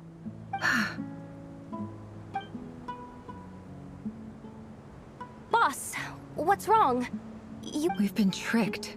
We never left at all. Somehow I hallucinated that whole scene back inside the office. Hallucinated? But how? How indeed. This place should heed my will alone. All thoughts and actions that occur in here are just a result of pawns moving across the chessboard in a carefully calculated manner. And nobody has access to this chess set but me.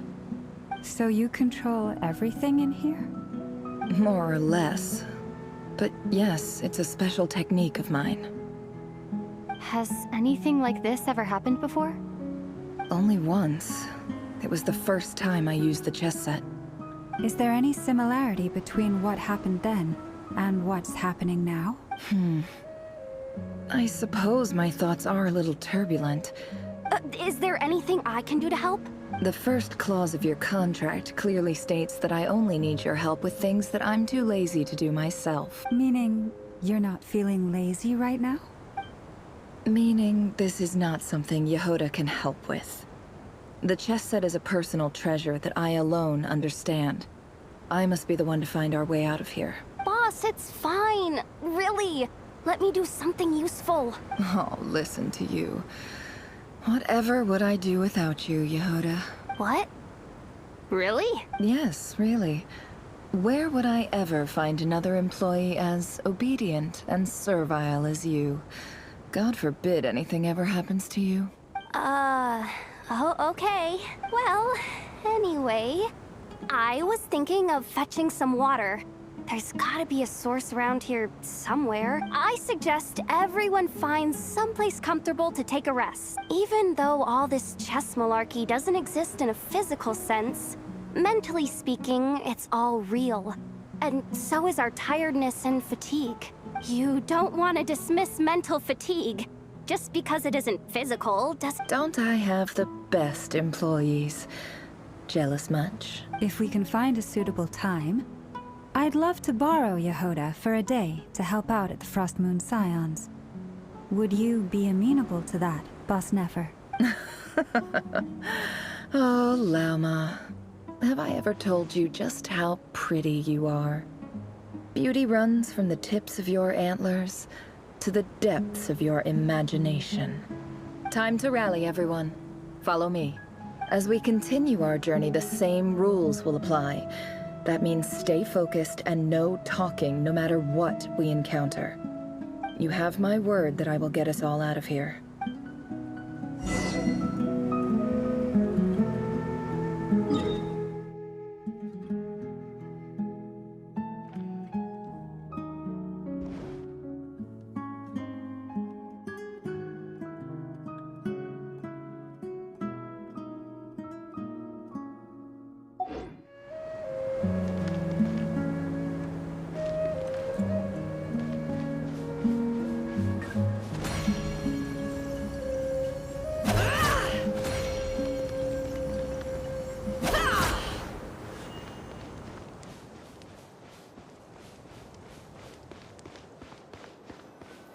This place looks familiar.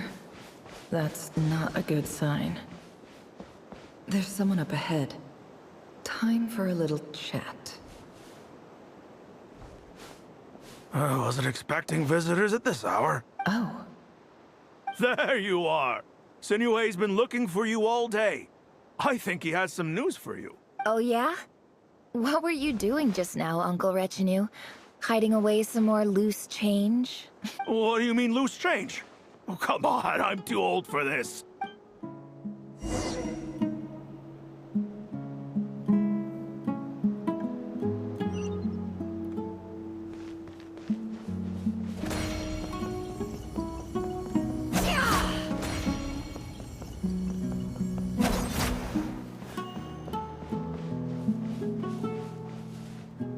Hey, kid. Mind telling me what Sinuhe's been up to recently? Get in his good books? Why? What do you want with my dad, Uncle? I've written a new song. I was hoping to showcase it at the next festival, but I'll need his approval. A new song, huh? I'd love to stay and listen, but unfortunately, Uncle Retinue says my dad's looking for me. Well, there's plenty of time and I'm not going anywhere. See that pile of stones? I'll be sitting there warming— Pile of stones. Got it.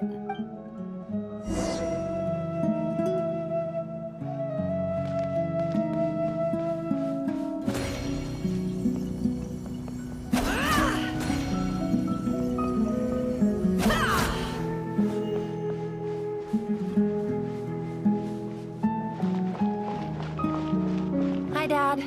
Uncle Retinue said you were looking for me. Ah, there's my little princess. If you'd gotten back just a little sooner, you could have shared the spoils of war with me. Spoils of war? Who were you fighting against? It was just a figure of speech. The aftermath of a sandstorm is no time to be waging war. I was talking about our war against thirst. I went out to fix our water supply problem, and now I'm back. We have a well again. That's right. I found a new one and brought back as much water as I could carry. It should last us for a good while. If it wasn't for these blasted sandstorms, our wells wouldn't be caving in. As the chief of our tribe, I'm supposed to be leading us out of hardship and poverty. You know how prosperous our ancestors were. I've told you all the stories. And look at us now. Squeezed into these hovels. But things are looking up. I started working with some folks from the academia a few months back. They gave me some contacts in return for my assistance in the desert. So you're the academia's helper now? Special ambassador, they call it. Think of it as a partnership. It's nothing bad, okay? We've been isolated here in the desert for too long. Seeking opportunities elsewhere is the best thing for us. So, do you get anything good out of being a special ambassador? Of course. My luck's improving all the time.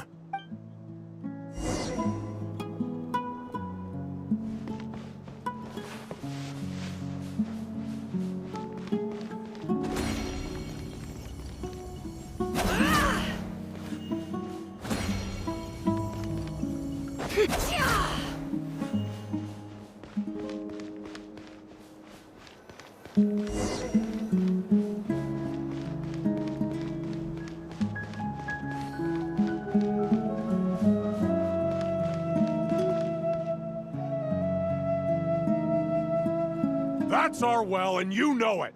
You stole from us! Did you really think you could take our water without permission and get away with it? You're either brave, stupid, or both. And that special ambassador act? You're a liar and a cheat!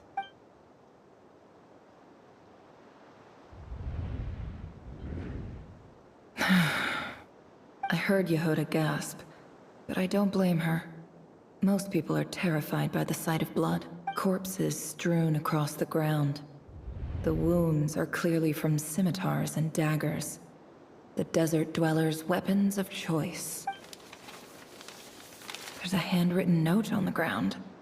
Halil, this is Sinuhe, chief of the Shimti tribe. Surely you remember me. This is my second time writing to you. I assume my last letter must have gotten lost in the mail, as I didn't receive a reply. I'm writing to you because I need some help. That sandstorm the other day completely blocked up our well. Praise the gods. The well of the Eob tribe was intact. It was my last resort.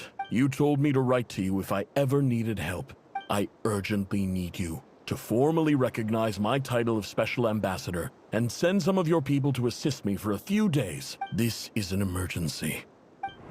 Looks like this letter never got sent. The writer died a grisly death, and the letter was trampled into the ground. It's badly defaced. What a ridiculous lie the surviving Shimti tell. Their whole village was butchered over a sip of water.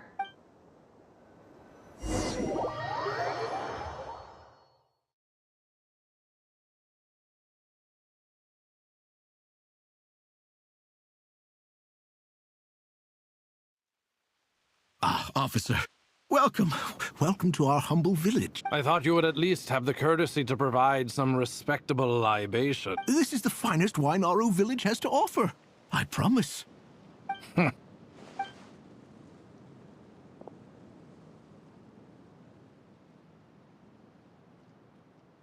The Academia has agreed to reserve a single space for a candidate from your village. But I remain skeptical of this entire endeavor. Please, have faith. If not in us, then in our god. The child we found shows great promise. I beg you, take her away from this place. Give her a chance. Don't let her talent go to waste. I don't recognize her. New arrival? She showed up here a few days ago, and we took her in. She's a really bright kid. So, where are you from? Nowhere special. Just a sand dune. What about the rest of your family? Just the one. It's only you? Correct. So, no brothers, no sisters? Any who have slept on a bed of sand, I call my brothers and my sisters. Apart from that, I have no family. All right, get over here. Sign your...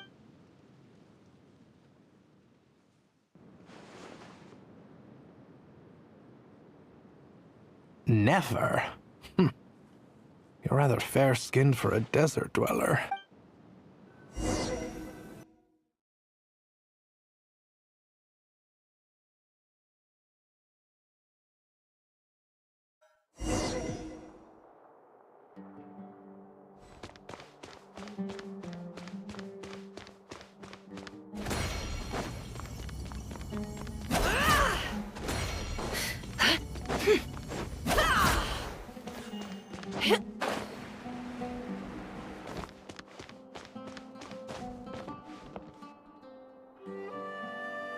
Nefer, this term's assignments have been issued already. Please read through the materials thoroughly, conduct your own additional research, and then write an essay on the topic. Yes, Professor, I'm aware. I just had a couple more questions I wanted to get your perspective on. Oh? Please, ask away. Well, I saw the other students' problem sheets, and I couldn't help but notice that my assignment is much easier than theirs. Do you really think I'm a weak student? A weak student? Goodness, no. Quite the opposite. You have a sharp mind. I think what you're saying is, a weak student wouldn't have noticed the discrepancy. And if they did, they certainly wouldn't complain about the lighter workload. You see, sharp as they come. You see things the way they are, and I'm sure you know why they're like that.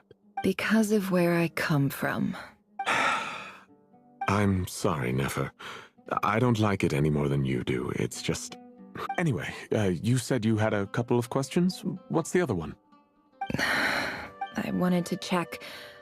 If someone sent me a letter to the academia, where do I go to collect it? Ah, your family wrote to you. Well, as long as they put your name on the envelope, someone should hand it right to you. Not exactly. It's not even a recent letter. I was just curious where the mail would end up if no one collects it. The House of Dana, I expect. I know there's a box for unclaimed mail somewhere in there. Probably whatever you're looking for, that'd be the place to start. Okay, got it. Thank you, Professor. Oh, don't mention it. Honestly, I feel like I failed you. I'm supposed to be your teacher, but I haven't taught you anything. Hey, don't say that. You're a great teacher, and you do your best for all your students. But the rules are the rules. You're not allowed to teach students like me. It's not just the academia either. The whole world bends over backwards for the successful, and leaves the losers to suffer and die. Oh, my dear child. Don't tell me you've given up on life already. I haven't. I just think that if you want to make it in this world, you have to find a way to become successful.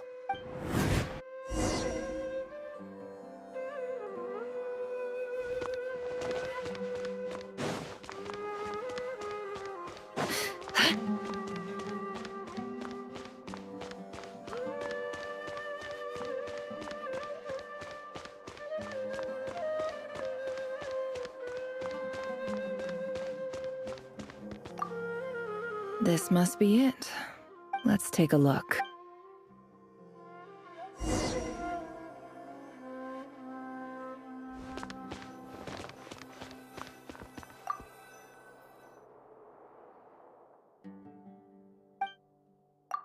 A dilapidation survey from Port Ormos. This one was never even opened.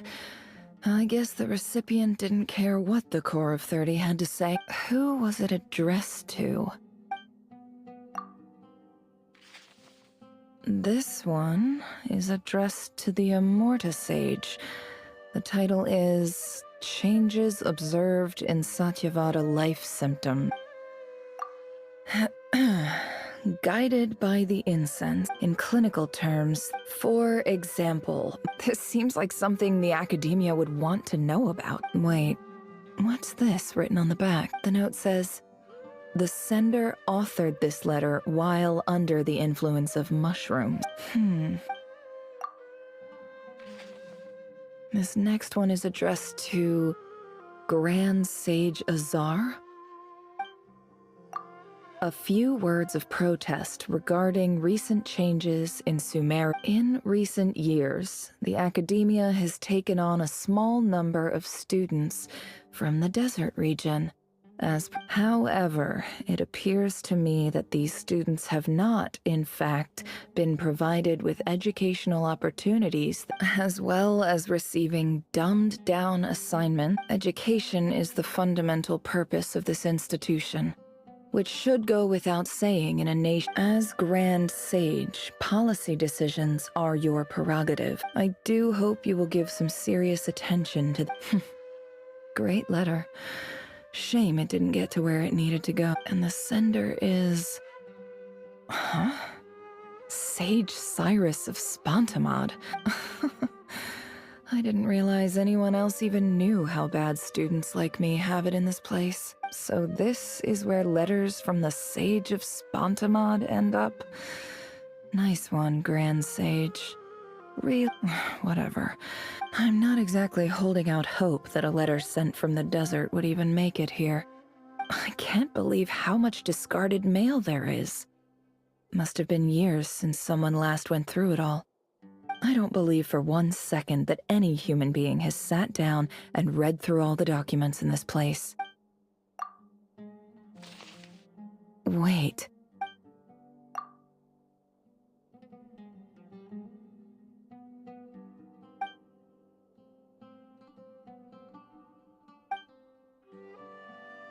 Greetings, Halil. My name is Sinue, chief of the Shimti tribe. I was the one who came to you and your colleague's aid when you ran into trouble in the... I don't know how well you remember it now, but I brought you to safety and gave you some water and other supplies. In my tribe, learning a person's true name is serious business, and I therefore see you all as friends. You were kind enough to leave your contact details, so we could stay in touch. The Shimti tribe lives a harsh, nomadic existence in the desert. You were sympathetic towards my plight, promising to make me a special ambassador of the academia. This brings me to my reason for writing. Our tribe has fallen on particularly hard times, and I would like to ask for your assistance. There was a terrible sandstorm a few days ago, which blocked up the well in our land. The Eob and Unut are descended from the Thamudians. While we trace our ancestry to Tulatula, we worship the Lord of Flowers and have had relatively good relations with our fellow tribes. I found a well belonging to the Eob tribe. When we met, you assured me that you would be my ally in the academia. That aside, the last time you were here, you mentioned that the academia had started accepting students from the desert. We have next to no resources here in the desert. And from the outset, the academia never took you seriously. Those things they promised were just empty words. And you were so emphatic that your luck had finally changed for the better. You swore you'd lead us to a better place one day. You spoke with such conviction, like you were the most powerful chief in the whole desert. You liar. You lied about everything. And who fell for it? Just me, by the looks of it. Despite your best efforts. Which makes you a pathetic liar. You weren't even any good at it. I think I'll take over from here. Let me show you how it's done.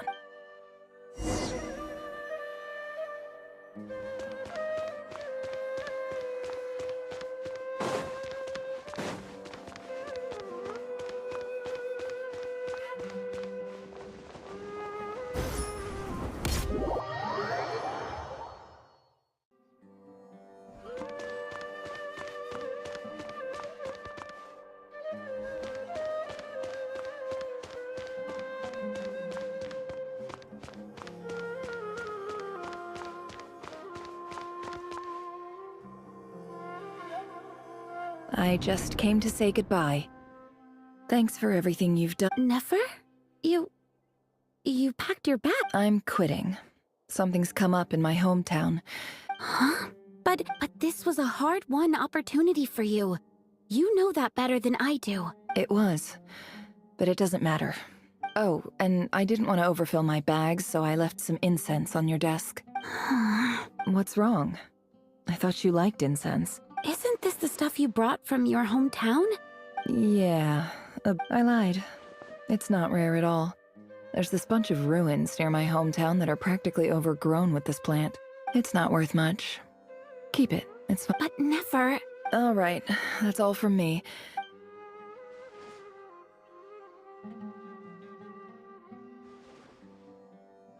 Don't forget me, okay? I mean, we're more than just classmates, right?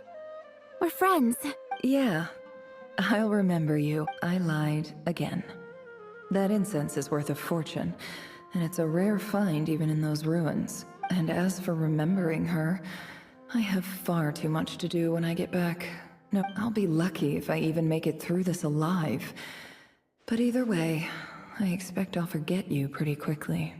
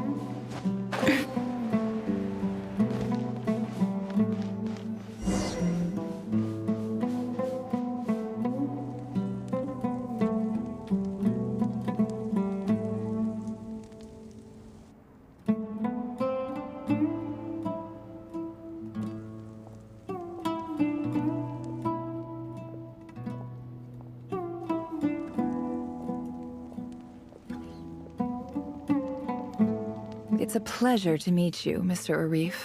So, what does the Academia want? Since they've sent their special ambassador, I assume there's a big business deal to be made. Please, sir, lower your blade. You're lucky I'm the one they sent. Not all special ambassadors share my admiration for the Iab people.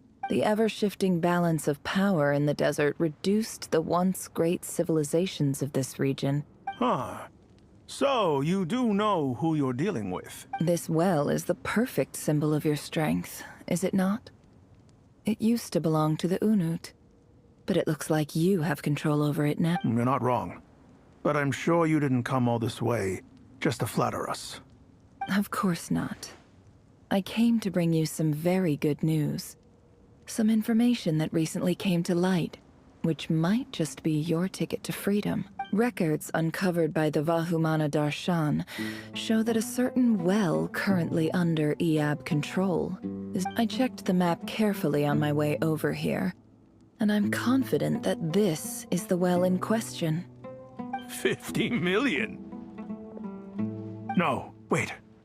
If these ruins are as important as you say, 50 million's a little low, don't you think? Don't get greedy, Iab. We know far more than you think. We know that you seized this well by force. Wasn't that the first step in your rise to power? To drive away the Unut and steal their water supply? So what if it was?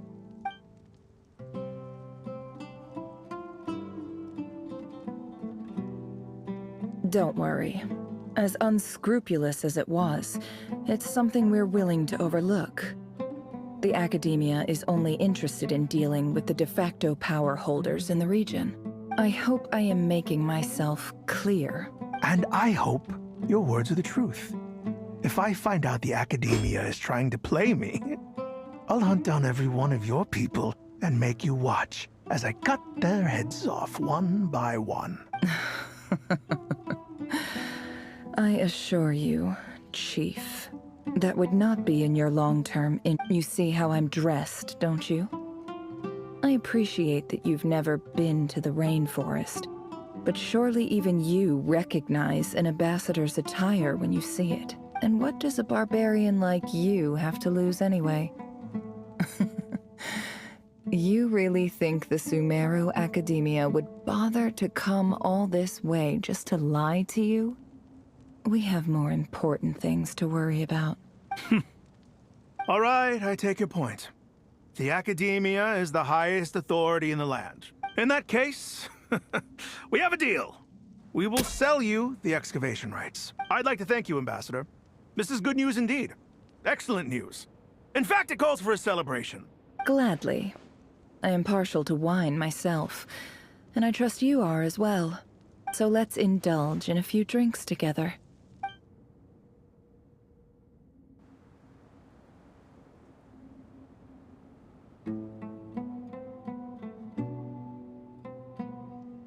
Chief! Chief, it's an emergency! It's the Unut. They've taken the well. What? Well, don't just stand there. Take it. Yes, Chief. I have every confidence in the Eab's military superiority. Well, what is it? The Unut's response was alarmingly fast. The day after we reach a deal, they seize the well. This can't be a coincidence. Perhaps there is a traitor in your midst. I don't think so. I am obliged to remind you, Chief, that the Academia will only deal with the de facto power holders. If you cannot regain control over the well... No! Please, Ambassador, just give me some time. I swear the Unut will not get away with this. That well is ours. Glad to hear it. I will wait here for an update. If there is a traitor, I will find them. In the meantime, make yourself at home. Much obliged. Wow. All it took was a few words and I've got him wrapped around my finger. So, in summary, Ambassador, the Academia would rather negotiate with our tribe instead of the Eab. The Eab are ruthless murderers who don't listen to reason. And now that... So let me ask you, Chief. If you were the Academia... Kill them all. Precisely. The Academia does not tolerate those who stand in our way. The Eab have held back our academic pursuits for too long. At the same time, there is simply no way that the Academia can be seen to be intervening in desert affairs. We have our own rules out here. If the rainforest dwellers raised arms against a desert tribe, it'd start a bloody war. Right. We can't confront them ourselves, but we can support their enemies. The Unut have always had strained relations with the Eab, which makes you our natural allies. Natural allies. Weren't the Eab your allies once? You were quick to send them after us to protect your interests back when we stole that water. And now look at you. Let me be clear. The Academia wishes to collaborate with the legally recognized rulers of the desert in this matter. We are asking for excavation rights to that well, and our offer is 50 million mora. Say no more. I believe we have an understanding. Good. Then I suggest you get to work. Get us access to that well, and the mora's yours. You see, Dad? Lying is easy when you know how. People will believe anything.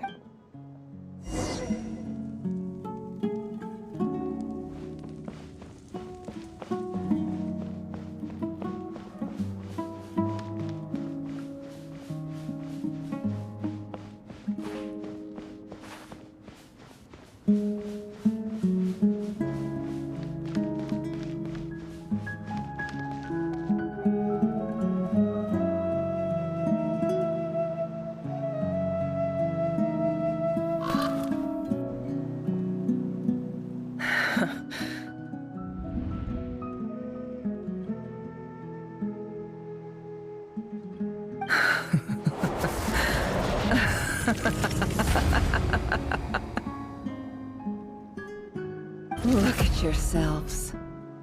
You may be vile, savage monsters, but your butchered bodies bleed like any others. You're no different. You're nothing special at all. The monsters who destroyed my home, they're just ordinary, petty human beings. What a joke.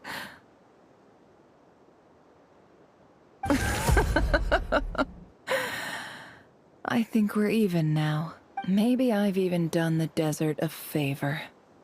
It's a better place without all these people around. Oh, Sinuhe, my gullible fool of a father.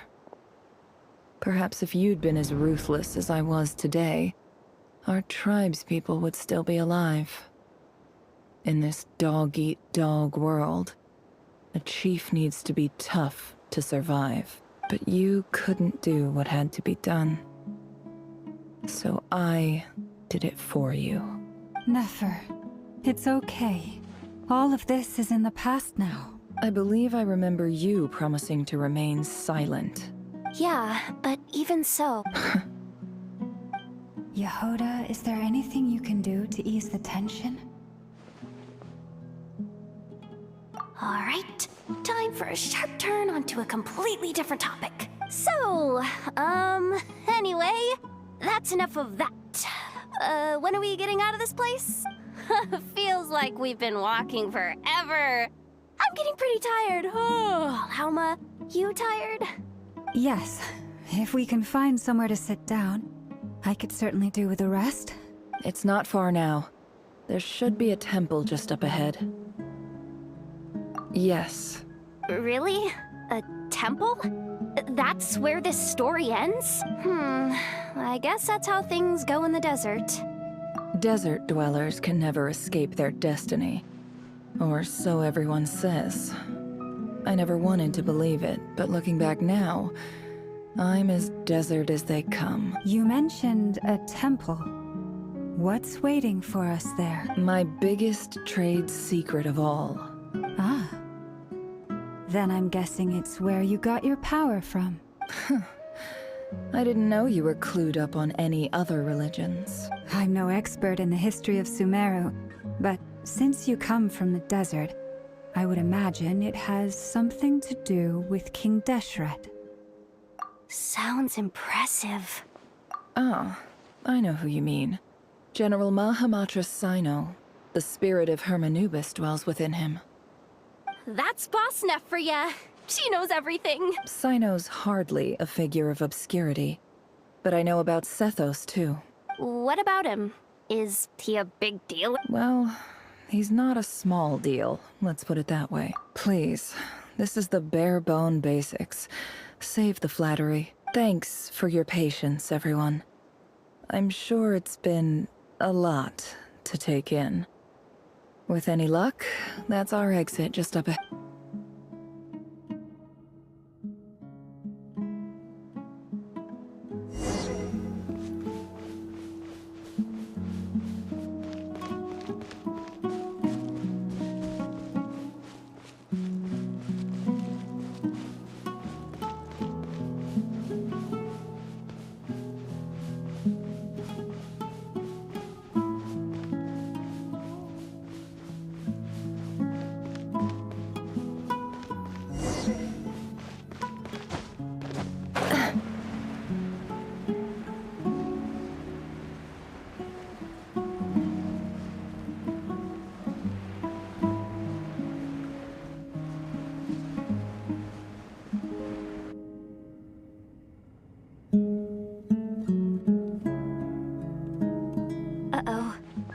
I'm totally out of my depth here.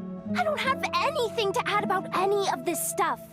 I want to do the whole name-dropping, this girl knows her stuff thing too, but I've never seen anything like it before. A statue with the head of a bird. That's Thoth, the Ibis King, one of the 7 pillars of King Deshret. The legends say that he, the Crocodile King, and the Goat King were the 3 retainers of King Deshret. Let's take a look.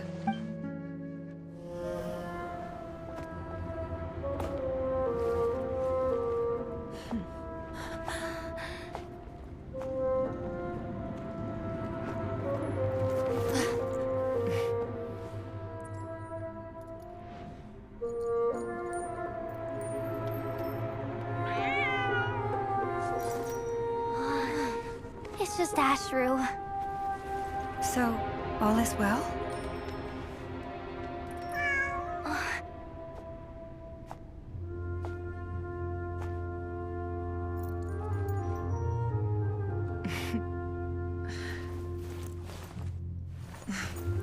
Typically speaking, at this point, the world disintegrates. Then we find ourselves back in the outside world. Besides, these are my memories. There's nothing to fear. You're sure? Of course. It's almost over.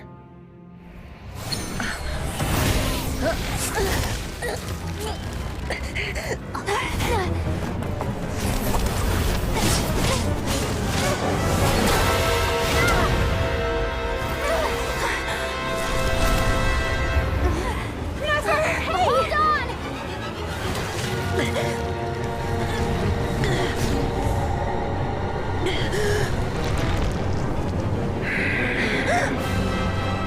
Knowing too much is always a death sentence. Speak for yourself.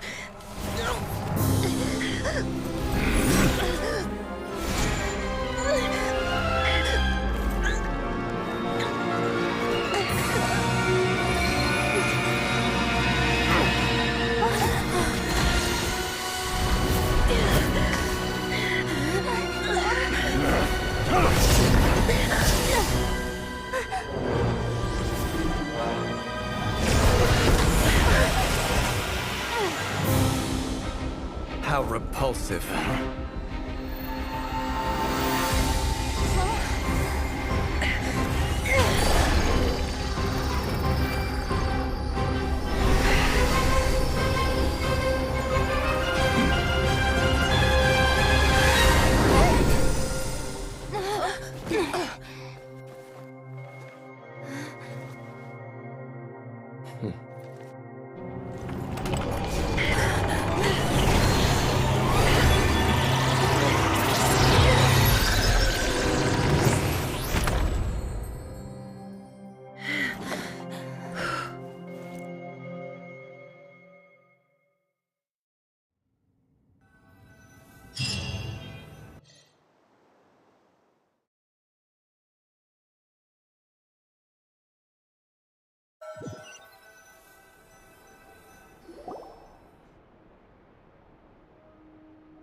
Timed that pretty well, didn't I?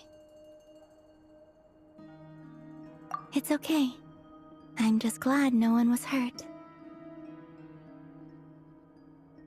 Paimon noticed you doing something too, Dainsleif. Were you helping get them out? Of course. When I asked Nefer to conduct this investigation, I was not naive to the dangers involved. I had a duty to ensure your safety. Good to know your sense of justice is still intact after all these years. I take that to mean that you saw the truth. That comes as a great relief. I certainly did. And thanks to your help, I also managed to trap Rerir inside the chess set. Whoa, really? How'd you manage that? Well, to be honest, I sensed that something was wrong long before we made it to the temple. By using this fragment to probe into Rerir's past, well, the monster formerly known as Rerir, it seems I alerted him. I was tracking him, then he caught on and started tracking me too. Can't say I'm surprised. But how did he track you through your thoughts alone? That shouldn't be possible. Rerir was a secret agent who reported directly to the Vinster King. He is an expert at finding a trail and hunting down his pursuers. No wonder. He infiltrated the chess set, read my thoughts, and built a new virtual chess set inside of it. That's why we weren't able to leave at first. Speaking of your chess set, it's quite a remarkable item. Would I be right in thinking you have some connection to King Deshret? You overestimate me. I only have a connection with one of his underlings, the Ibis King.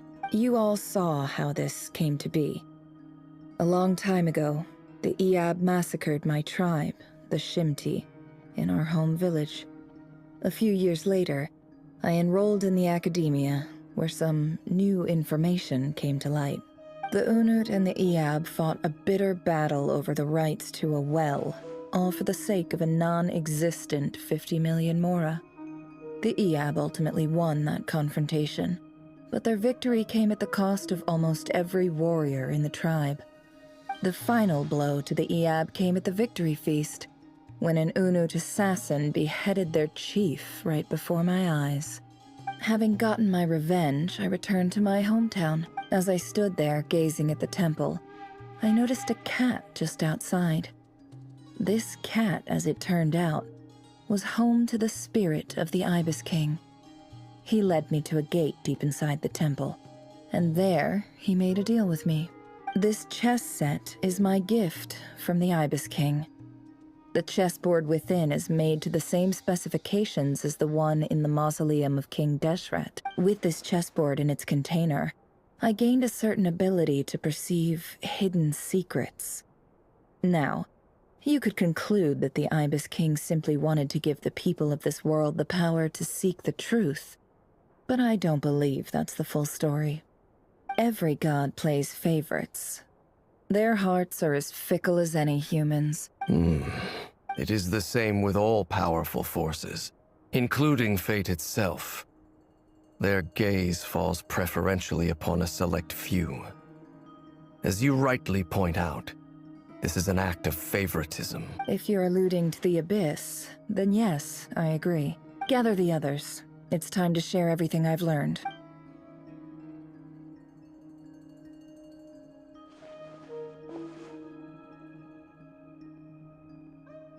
Thank you all for being here.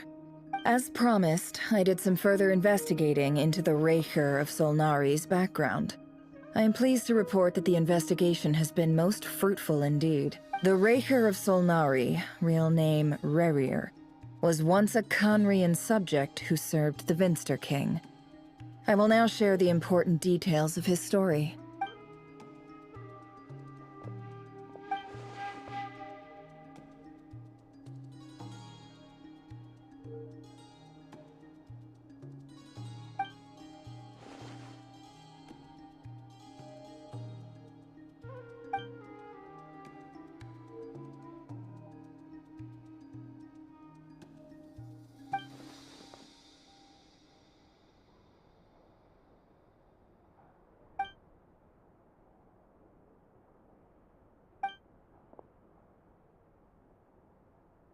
So that's why he's so obsessed with the moon. A tragic tale, to be sure. But it does not excuse his many transgressions. No matter how much Rerir suffered in the past, the fact remains that he is what we know today as the Wild Hunt, wreaking havoc upon innocent lives in Notcry. He becomes more dangerous with each passing day. If left unchecked, it is simply a matter of time before all of Tevat suffers the consequences. This is a threat that the Knights of Favonius cannot ignore. A question for Miss Columbina. Forgive me if this is presumptuous, but have you ever seen the spatial gateway that appeared in Rerir's memory? Never. But I have heard stories of something called the Moon Gate, and this seems to fit the description. Miss Lama, any thoughts on this? In the lore of the Frost Moon Scions, the moon is believed to hold many secrets. Some sources speak of ancient knowledge, others of a gateway to the unknown. The term Moon Gate is one I have heard before. But as is the case with all of our legends, there are no records of any first-hand witnesses. We cannot know whether it truly exists. Then back to Miss Columbina. As a moon goddess yourself, do you have some idea of where the Moon Gate leads to? Not at this stage, sorry. I do hold the power of the Frost Moon, and my strength is recovering well. I can sense that the gate would open at my command, but... But there's more to the power of the Frost Moon than that? Yes. A moon goddess has the right to open the Moon Gate, since it is a path to the moon. But as never mentioned, holding open a spatial gateway takes a huge amount of power. And right now, I need to conserve my energy to fight the Raker of Solnari. I'm afraid this is one mystery we may have to leave unsolved for now. I agree. Better to save your strength. But if you'll humor me for a moment, I have a bold conjecture of my own regarding the world beyond the gateway. I highly suspect that neither Tholindis nor Rerir made it through unscathed.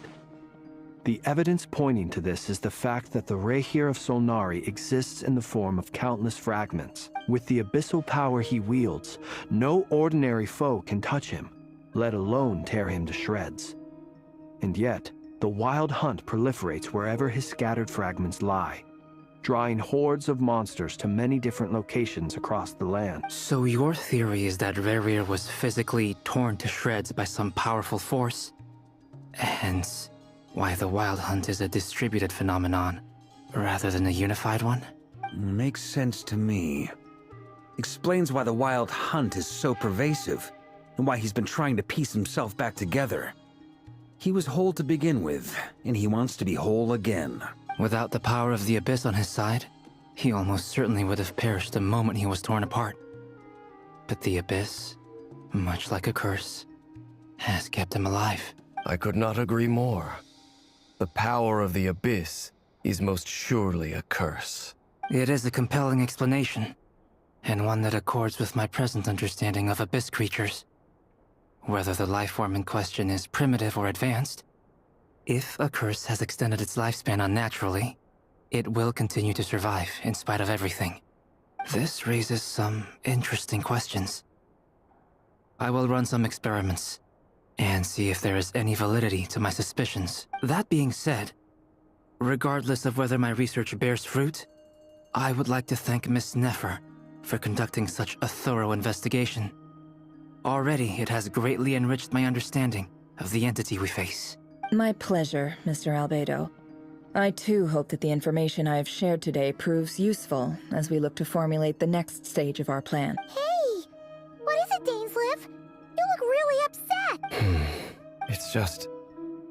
when I think of the man I once knew as Rerir, I struggle to understand why things had to turn out like this. The two of you used to be friends, didn't you?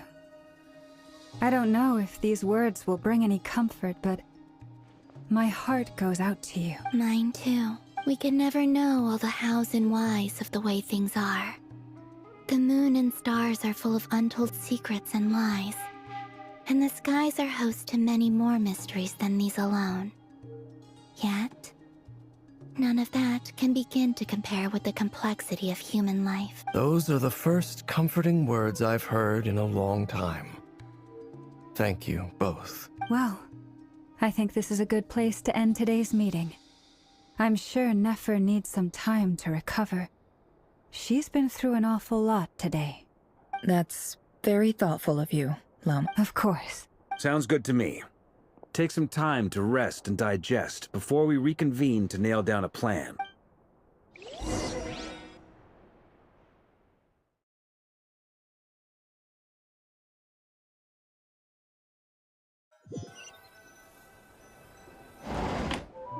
Hey, is this a bad time? Hope I didn't kill the conversation. Nice room. Oh, I'm not coming in, though. Why not? It's just a hotel room. If it's all the same, I'll just stay out here. I might not look the part, but I'm technically a knight. Barging into people's private quarters isn't the kind of thing we do.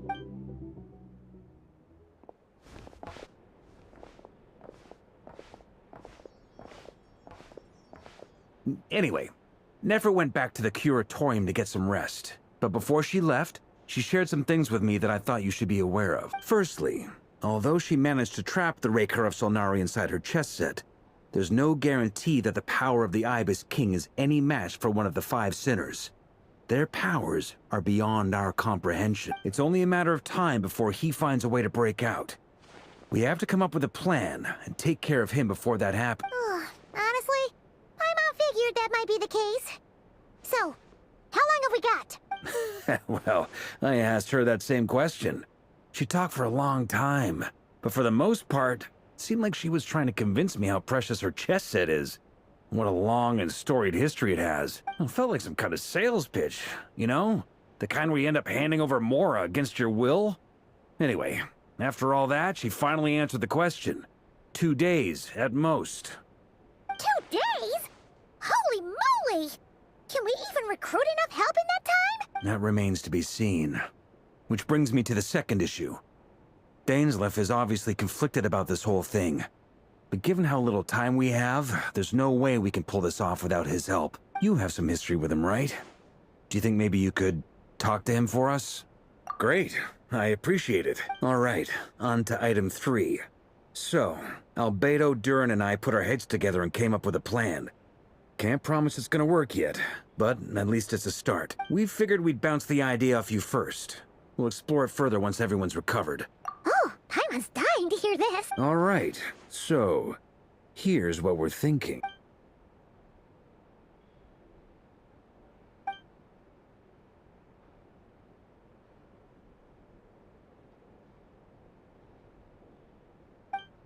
We felt a little uneasy about roping you into this. I mean, firstly, you're not locals, and secondly, none of us are your boss. You're well within your rights to refuse if you so choose. Roping us in? Why would you even say that? We know the stakes here. It's all of us against the Rayher of Solnari, or none of us stand a chance. I choose my words very intentionally, I'll have you know. I like to think there's an art to striking a down-to-earth tone even when the stakes are through the roof. Sir Varka, I have a few thoughts about this plan. I'm all ears. I think we can be more flexible with how the roles are allocated. In my view, the most sensible lineup would be like this.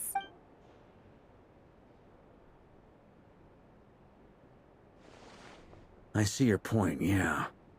But if that's how we're going to approach this, you'd better make sure you're ready. To be clear, I don't doubt your abilities. Far from it. I just want to make sure. Are you really willing to take all this on? I want to do everything within my power. The Rayher of Solnari is a truly fearsome opponent, and if I do my part, it'll greatly reduce the risk for everyone else involved. Well, that tracks with what I've heard. Jean's mentioned in her letters that you're so diligent it's almost abnormal. As in, most people weigh up the risks and rewards in situations like this. But you seem to just march towards danger without a moment's hesitation. Of course, everyone appreciates a fearless pioneer. But all that aside, I'm the Grand Master of the Knights of Favonius, and you're our honorary knight. I want to make sure your courage doesn't come at the expense of your safety. Thank you, Sir Varka. I should be the one thanking you. It means a lot to have you on board. I'll give some serious thought to your suggestions.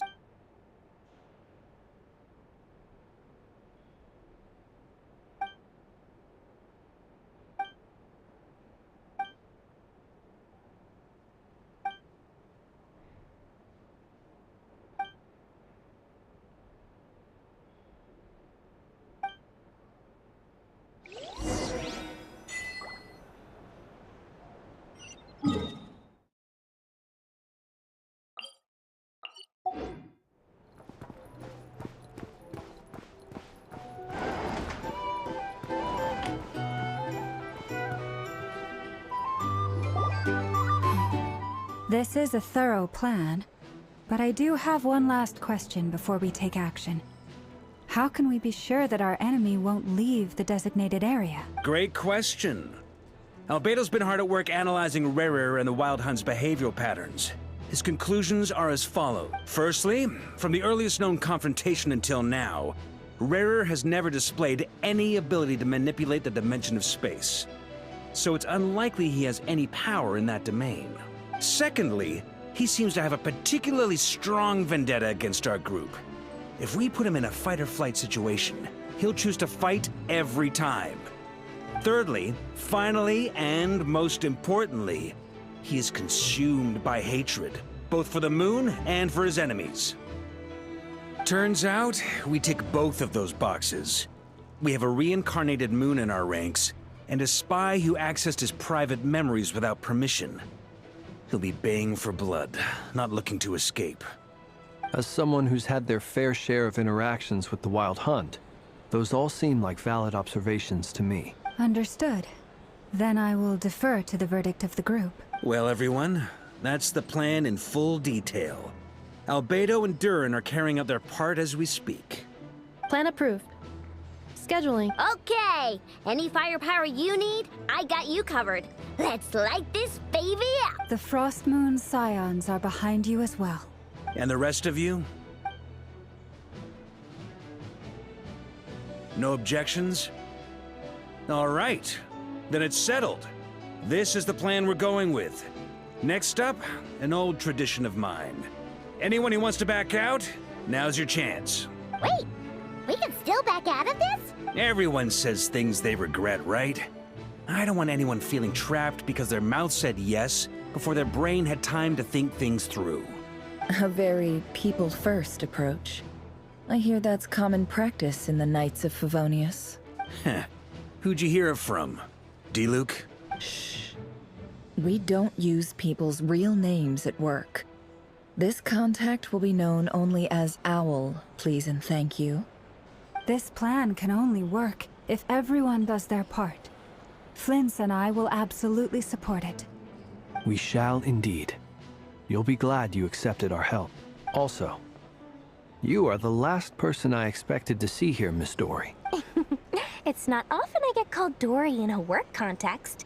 My peers usually call me Lord Sangama Bay. So, the longer your name, the higher your net worth. Is that the idea here? In that case, Mr. Flint's here must be worth a fortune. That's right, I know your full name. It's... The walls are thin here. I'd appreciate you keeping that a secret. Okay, fine. I'm actually only here as a favor for someone else. Do you have any idea how much it would... Oh! Does this mean someone out there actually has the power to boss Dory around? It most certainly does not. We have a long-standing and mutually beneficial business partnership. She's actually the mom of a friend of yours. Said mom supplied me with a great little trinket, but now that lady's ruined everything. If I don't start building a little goodwill now, my whole business in Notcry is gonna go down the drain! Okay. So what exactly is so special about this pendant? It's a lucky charm that a great mage made for me. We have a business relationship, and she was worried that something bad might happen to me. So, she wanted me to have something that can store power to protect myself with. I finally got it all fully charged up with Kovaki, and then never went and used it all up at once! Never lost so big in my life! You're right. It was all my fault. I didn't mean to drain all the Kuvaki in the pendant, but I'll make it up to you. You will? Well, in that case, how about you give me your chess set, and we call it even? I knew you'd say that. Well, it's yours if you want it. In fact, take it now, and I'll even throw in a free Raker of Solnari. Deal? You're putting me in a difficult position here. It's a very useful thing to have around, but I have a funny feeling it won't be around much longer. I get... Looks like bankruptcy for me. Hey, don't be so pessimistic. See this through and you never know. You might find a new business opportunity on the other side.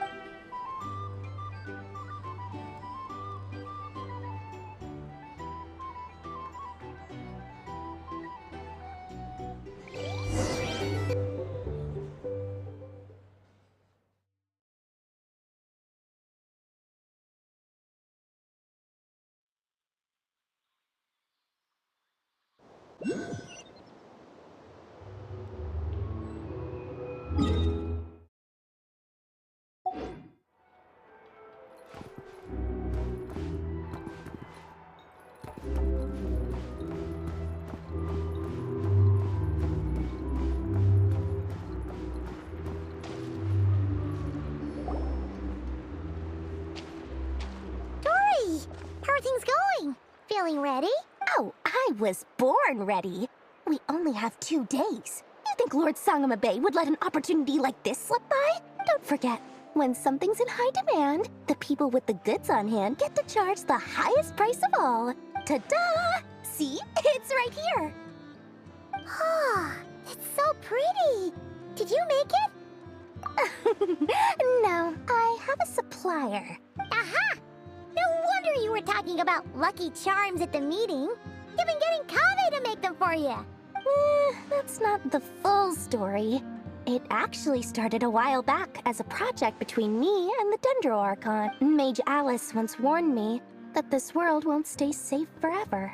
There may come a day when everyone faces a great crisis. I passed this on to the Dendro Archon, and she secretly brought together a research team made up of Sumeru's top scholars to invent a technology that could keep people safe.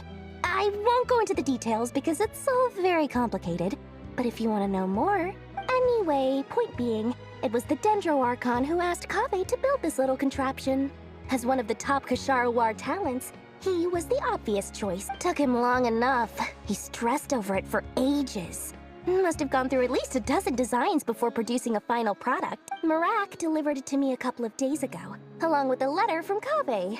Could I ask why I'm sending this technology to you? And what's your proposed use case? Has it been approved by the relevant authority? So nosy. My fault. Surely Nahida must have told him you were involved in this project. He was probably just Could be. Anyway, I just replied, let's hope there never has to be a use case. Because it would involve grave danger. Fair enough. But it sounds like he was just being cautious. He probably felt responsible as the one who made it. Or maybe he was asking as a favor for his housemate. He's done that before. Not sure why, though. His housemate doesn't seem to really care that much about this kind of Either way, all's well that ends well. I'm just glad to finally have my hands on the Huh? What does that... Paimon's just super surprised. This must be the first time we've ever seen you at... Well, a long time ago, I made a promise to myself. I promised that I was gonna live every day of my life with a big beaming smile. Obviously, Mora plays a big part in that. There are always gonna be times in life when you have to give something back. That could mean paying back a debt, returning a favor. Alice has been a huge help to me over the years. She was the first investor I ever had. And I want my investors to know that Lord Sangamabe is the best in the business. And more than that, no one knows what the future will bring. Whatever happens, I want to make sure the Dendro Archon and all of Oh, that? I was just making sure Nefer and I are square. Don't be thinking it was some sort of benevolent act. I'm no saint, so don't treat me like something I'm not. My priority is doing the business that I want to do. So long as my conscience lets me, but it usually does. That's the Lord Sangamabe business All right, if you say so. I do say so, and that's the whole point. I'm a businesswoman. Don't go trying to figure out what kind of person I am. You'll exhaust yourself. Much easier for everyone involved if you just take my word for it. Oh, and could you two help me get this stuff where it needs to be? Thanks so much.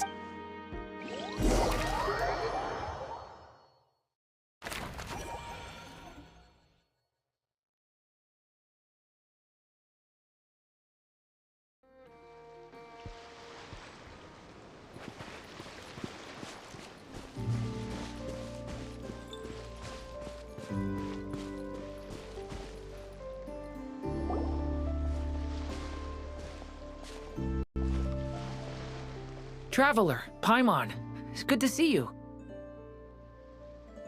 Everything going smoothly over here? Sort of. As you're probably aware, Varka, Diren, and I captured some abyssal creatures from the Wild Hunt. Per the plan, we dissected and analyzed some samples of these creatures. The process went very smoothly. The findings, however, come with some troubling implications. What? You can actually dissect the Wild Hunt? That depends on your definition of Wild Hunt and dissection. Harmless, lifeless. These words are accurate descriptions. The Wild Hunt is an interesting phenomenon. In and of itself, it doesn't seem to possess anything akin to a human personality. But taken as a collective, the medium through which the Wild Hunt is summoned does appear to have a soul. Master griped a lot about the wise Horoptetyr, and seemed somewhat fascinated with the Faust Certology. But she barely mentioned Rerir at all. I don't think that was because of his lower social standing, though. Anyway, it's a pity. I should like to hear her thoughts on the nature of the lifeform he has become today. It's a strange mix. The furious energy of an abyssal being channeled through a fractured physical existence. Perhaps the only explanation for his survival in this state is that he sacrificed a degree of individuality in exchange for a continued existence. Oh, sorry. Once I get talking about interesting research, I have a tendency to go on indefinitely. Back to our research findings. Essentially, they confirm my hypothesis. Rerir's corpse is completely contaminated by the Abyss, and the effects are irreversible. You could think of this as Rerir in mutated form. But in my view, even that would be inaccurate. Unfortunately, at present, we have no means of completely eradicating abyssal power. Hence, we cannot fundamentally destroy the ray here of Sol- Oh, that's terrible news! So, that's it? We can't defeat him? Not even if we get the power of the Three Moons? Miss Columbina's situation is a difficult one. She can never achieve wholeness when the world does not accept her presence. It's as if her creator banished her to a place she can never be accepted. It means she spends most of her energy just on her own survival. Given the circumstances, it's only natural to despair. But we must see this plan through to the end. Time to kick off the backup plan. Oh, Paimon almost forgot! This is for you. Dory asked us to bring it. Ah, how wonderful. Well, thank you for making the trip. Durin and I will be heading off. I'm sorry I won't be there to protect you in person this time. Please be careful. All right then.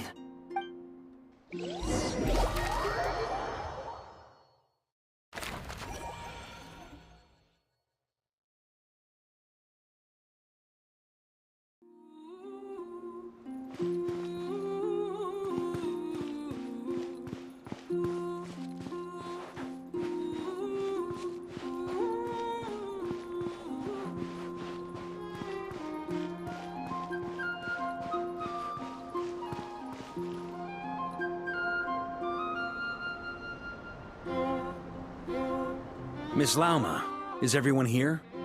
Yes. The fate of my flock is in your hands, Grandmaster Varka. Please keep them safe. My lady, what are you saying? Within the next 24 hours, we will face the biggest crisis the world has ever seen. This is not a burden that we deserve to bear. But I believe that we reap what we sow in this life. So I intend to act. I must do what I think is right. For me, that means fighting for the future of Nodcry. This gentleman is the Grand Master of the Knights of Favonius, Varka, Knight of Boreas. In my absence, please follow his lead. Hey, everyone. Guess I should introduce myself. Well, to start with, I know my way around a battlefield. The biggest strengths are honesty and hard-workingness. Anyway, point is, I don't intend to let Lauma down. I'm gonna do everything in my power to keep every last one of you safe and sound.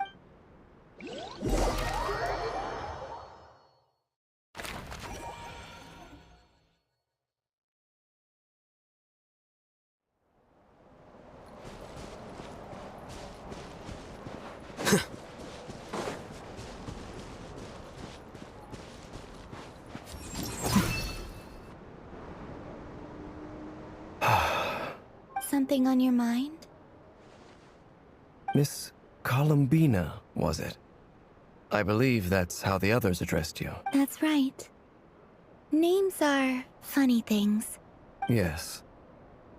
I take it your own name has a more complicated history. I have a different relationship with names than other people. To be honest, I'm not even sure that Columbina is my name. At least, not in the same way that Dainsleif is yours. But it's what everyone calls me, and I go along with it. A lot of my life has been that way. I get so used to things that I forget to question why they are so. I never used to think much about where names come from, or what they mean to people. Maybe something's wrong with me. You're different from other people. I sensed it the first time we met. You're more perceptive than most.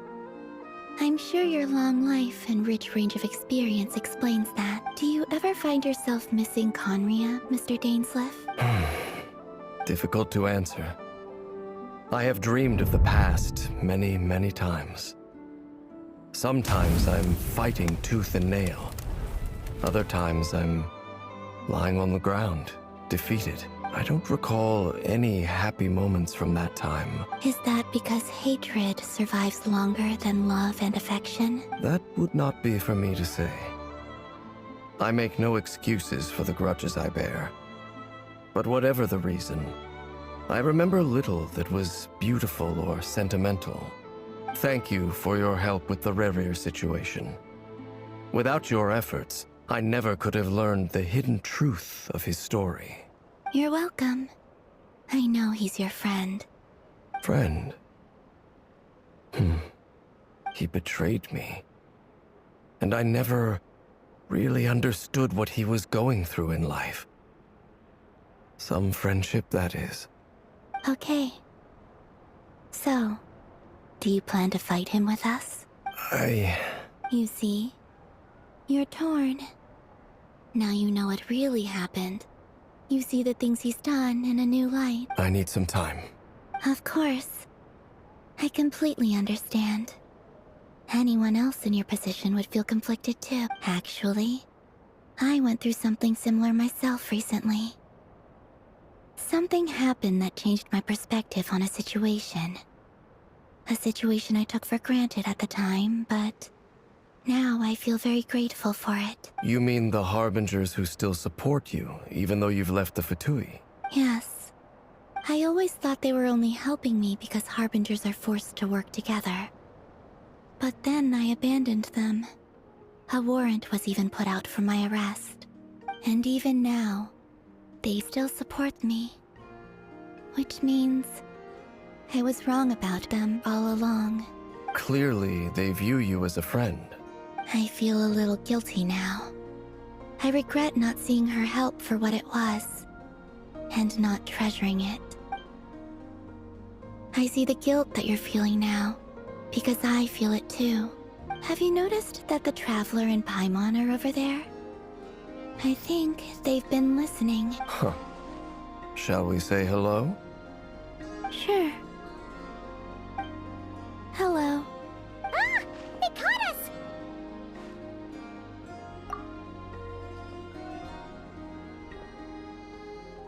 I apologize for making you worry. No doubt you wish to know where I stand on the plan to take down the Rerir of Solnari. I'm afraid I need a little time, but I will seriously consider joining you. You will? Oh, thank you so much! They needn't be. This was something that I was going to have to face up to eventually. That doesn't matter to them. They're grateful to you regardless. You can't control their gratitude, so just accept it. And then, have a think about whether you're willing to join us.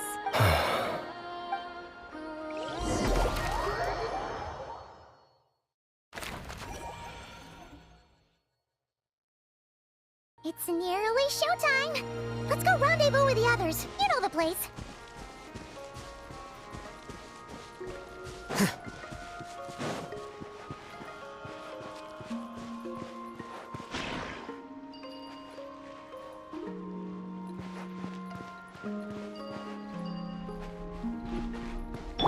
Lush as the moonlight.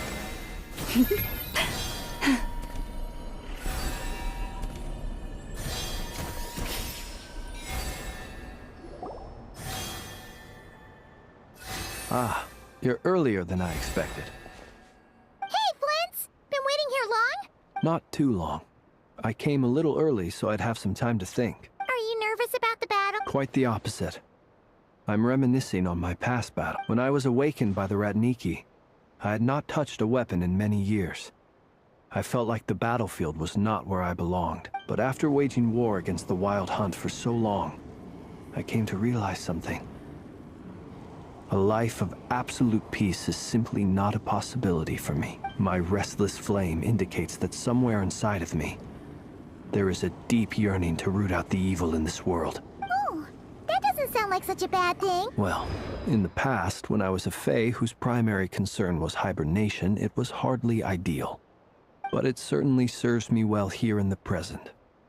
And I am delighted to be able to join forces with you in this endeavor. Looks like I'm not the first to arrive. Ah, Miss Lauma. Did you sleep okay last night? I struggled to settle down at first, because of the nerves. But don't worry. Please, I'm... Never! Over here! Aino asked me to relay a message. She said Anefa will be on high alert and keep a close watch over all secondary districts where defense is required, providing support as necessary. Meanwhile, Ino herself will provide range support to us directly, using her latest invention. Excellent. My thanks to all involved. The chess set's looking a little unstable. It won't hold him much longer. We should be prepared to engage at a moment's notice. No sense sitting around waiting. Let's make the first move while we still have the option. I agree. Paimon, find a safe hiding place. Got it! Be careful, Traveler! I will.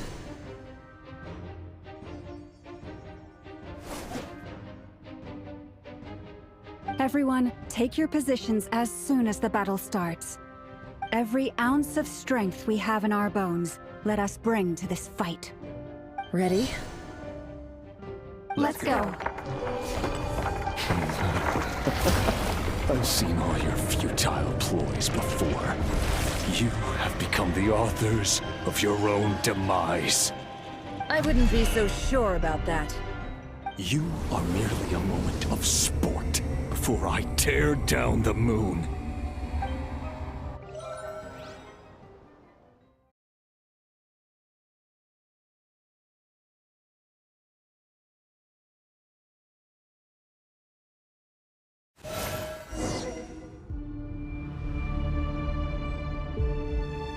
Stay on your toes.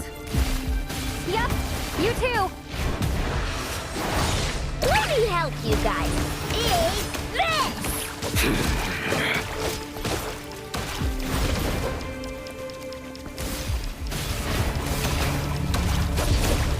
Water jet! Water jet! The moonlight beside praise you.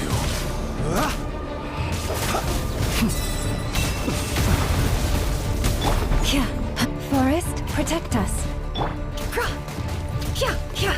No more lies.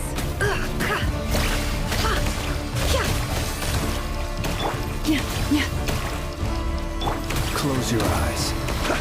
Be silent. To dust. Are you quite finished? Observe.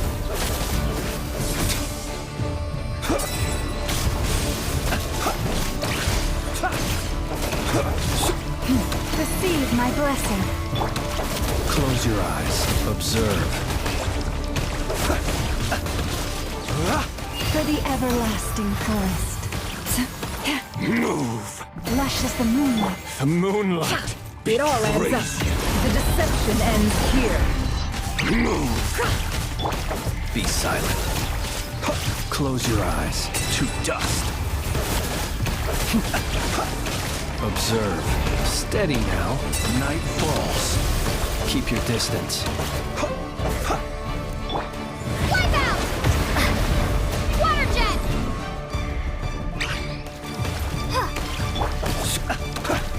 The moonlight betrays you. Receive my blessing by the frost moon of old. Close your eyes. Observe. It began with the moon, and so shall it end. The moon will protect you.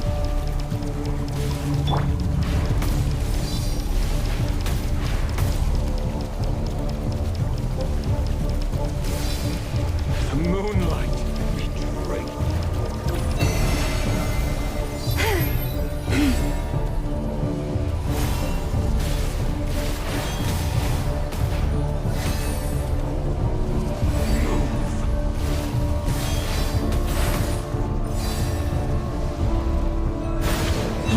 Lost land.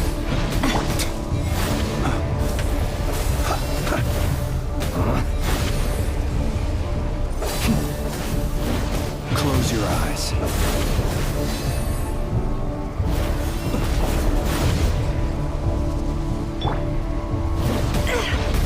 No more lies. Do you see now?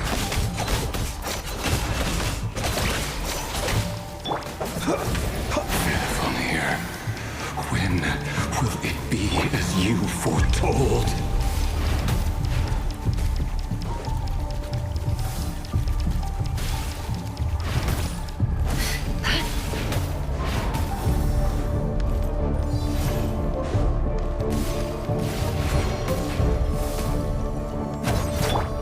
leave this place.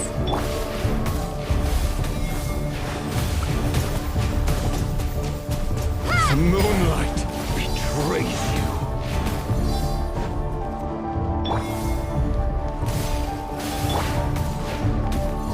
Branch into song.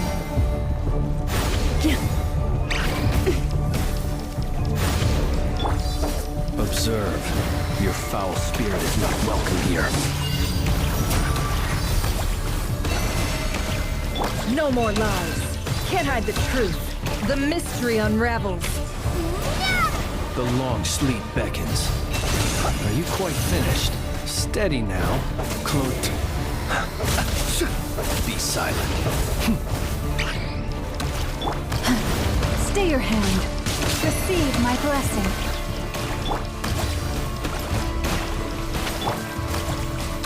No more. Absurd. Die the frost moon of old. Futile. Close your eyes. The moonlight move. Pathetic. Be silent. Do you fear the dark? Hunt him down. Lush as the moonlight. Futile. It all adds up. Can't hide the truth. The deception ends here. Water jet! Close your eyes. Night falls. For the everlasting Hunt down.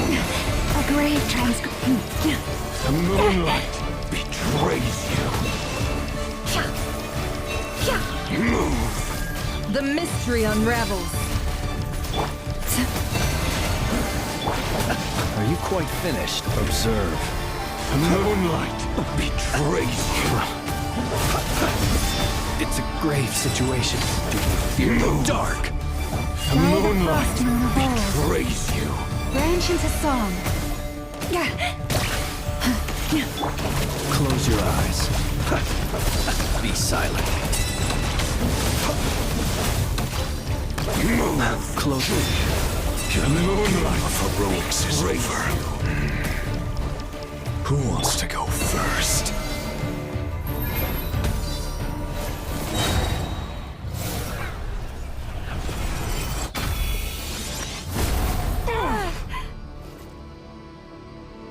No! We've been separated. You okay? Never! Where are the others? Stuck outside. Destroyed. He really doesn't. I told you before. Knowing too much is always a death sentence. Be careful what you wish for.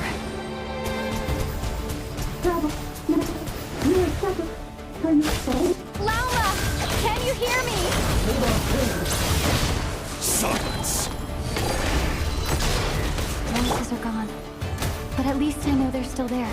I need to... Nowhere to run, nowhere to hide. Remember my most important task. Just keep stalling him.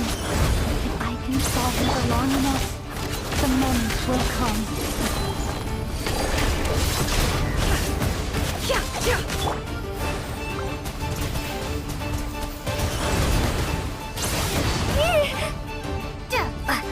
No more.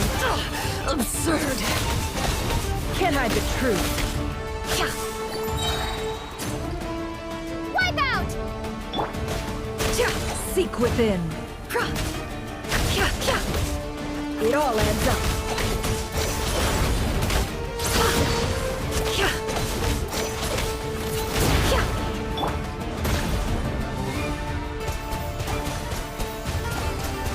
Water jet! Can't hide the truth. The mystery unravels. Go! No more lies.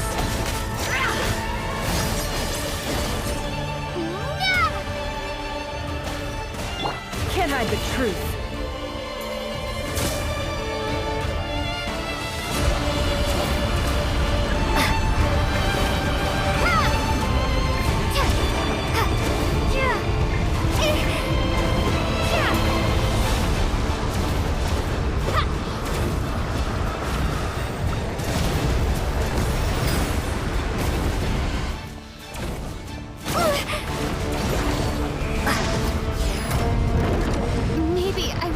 meant for this world.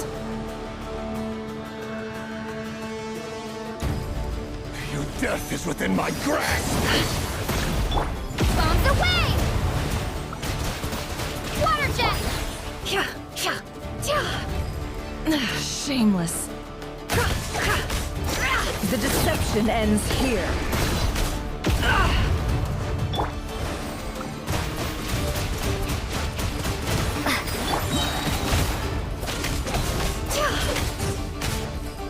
Wipe out!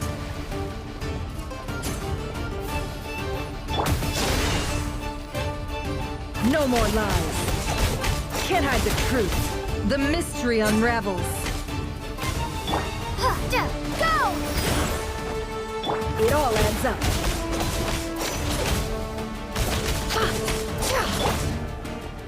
Bombs away! No more lies.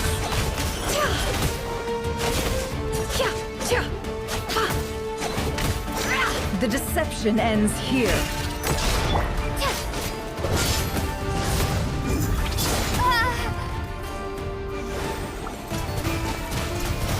Water jet! It all adds up.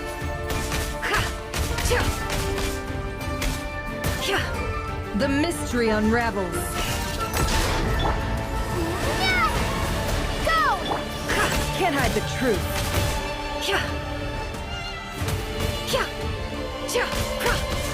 It all adds up.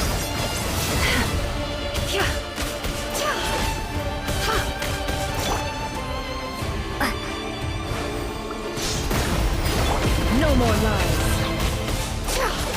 Bombs away! Seek within.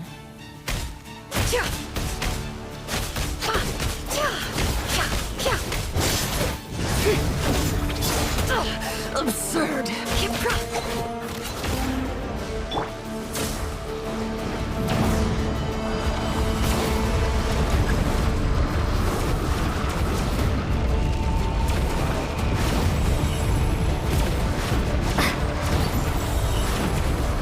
I've got this.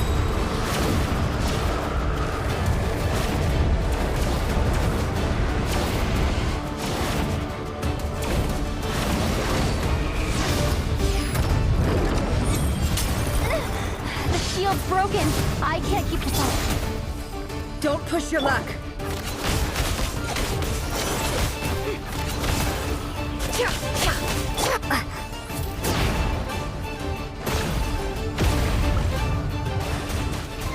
Your death is within my grasp! No more lies. It all adds up. The mystery unravels.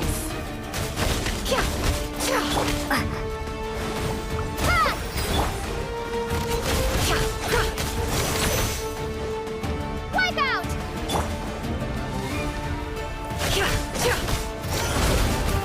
Can't hide the truth.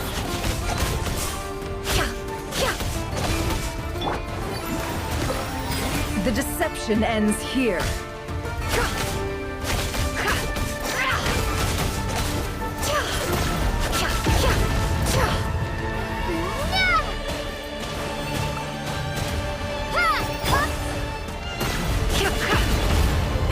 Shameless. It all adds up. No more lies.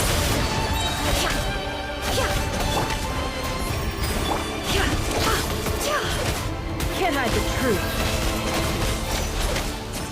Wipe out! Water jet! It all adds up. The mystery unravels. Go!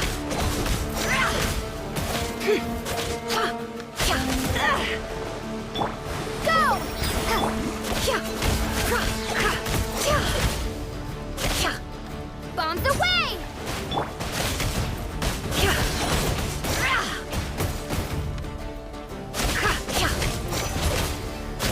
No more lies. How unfortunate. Seek within.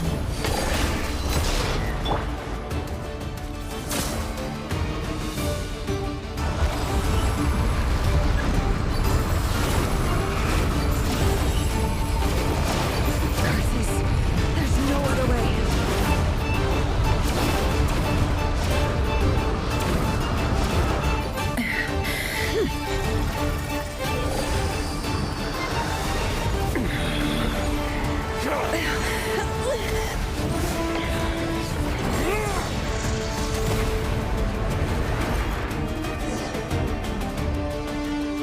The only way to defeat Rarer is to borrow his own power.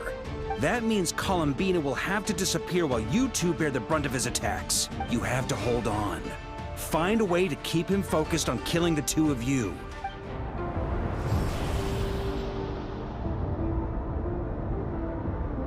Never! Your eyes are bleeding. Soon you will be powerless to resist, and then I will reduce you to dust. But that dust will plague your memories. Come on, keep holding on. Any other tricks up your sleeve? Let's see them. As entertaining as they are. You've backed yourself into a corner. You don't fool me. I see your fear clear as day. I have to stoke his rage. Make him unleash everything. You fear what you could never defeat. You fear the thought of never being able to save your beloved. You cannot win the fight against fate, Rarir. Is that what you think? Well, now it's your turn to feel afraid! You fear the sound of your own name? Is it us you hate? Or is it what you've become? Let's see what becomes of you!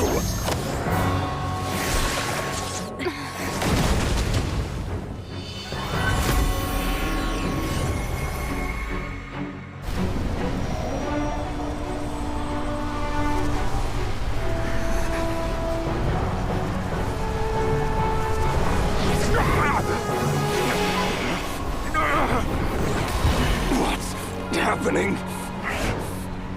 That power. I've seen it before.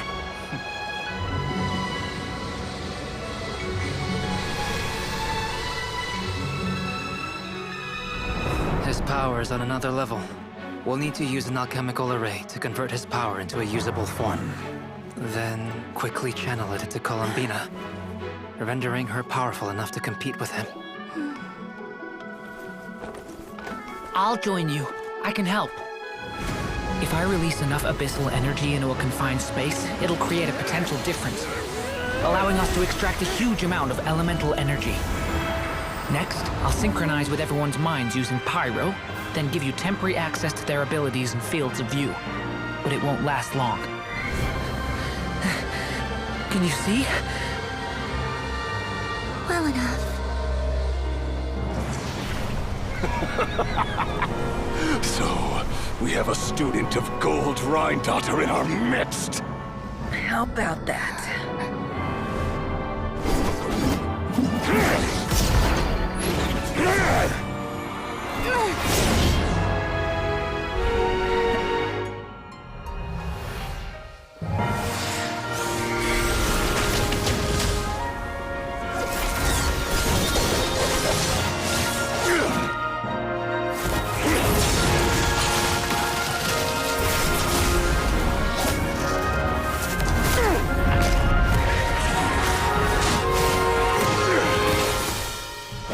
You use my own power against me? Just like how you stole Kuvaki. Look familiar?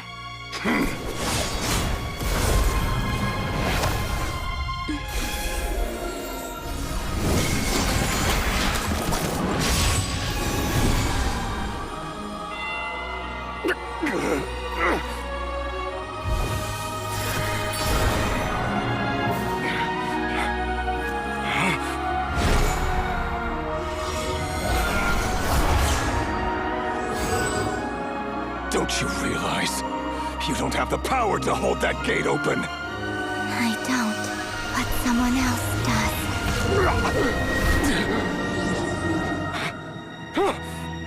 Goodbye, Rarir.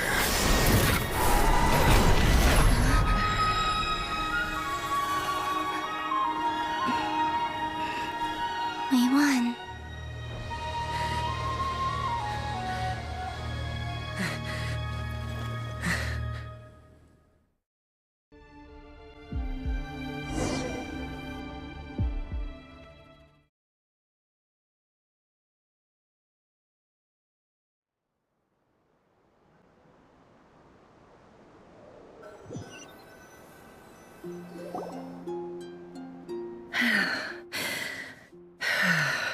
Nefer, how are your eyes?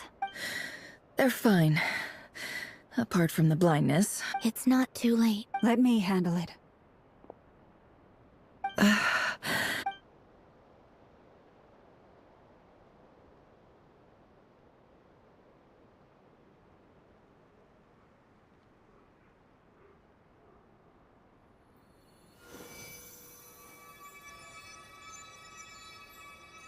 Miss Nefer, it's not like you to lose your composure. That was the most reckless thing. Reckless how? The situation was critical. Our lives were at stake. Even so. Okay. I guess you're right. Under the circumstances, it was a wise decision. In business terms, I suppose that's a huge return. I'd be hard-pressed to argue. Still, I don't like this outcome. People suffer when they make sacrifices they shouldn't have to make. I had hoped you could win without sacrificing so much as a single hair on your head. Thank you. Really. All done. Don't try and open your eyes just yet. We'll see how you're doing in a couple of days. Until then, I'll send full details through Yehoda. For now, my dear friends, we have fought bravely and achieved a spectacular victory. A dark cloud has been lifted from the skies of Nodcry. All in this land will be grateful. The moon will remember this day.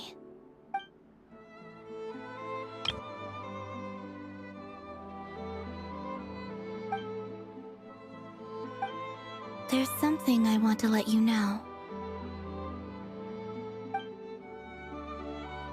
What is it? When Durin connected everyone's minds so I could access their powers, I also felt everything they felt. And since Nefer's eyes were injured, my eyes are hurting now too. Hold on. Let me try. I only feel the pain. There's no actual damage. You're right. There's no damage. That's a relief. But I must say, I'm surprised to hear the Kuthar share something like this with me. In the past, you never used to open up about yourself. Things are a little different now from how they were. I'm learning to share how I truly feel. Friends. You have no idea how glad I am to hear that.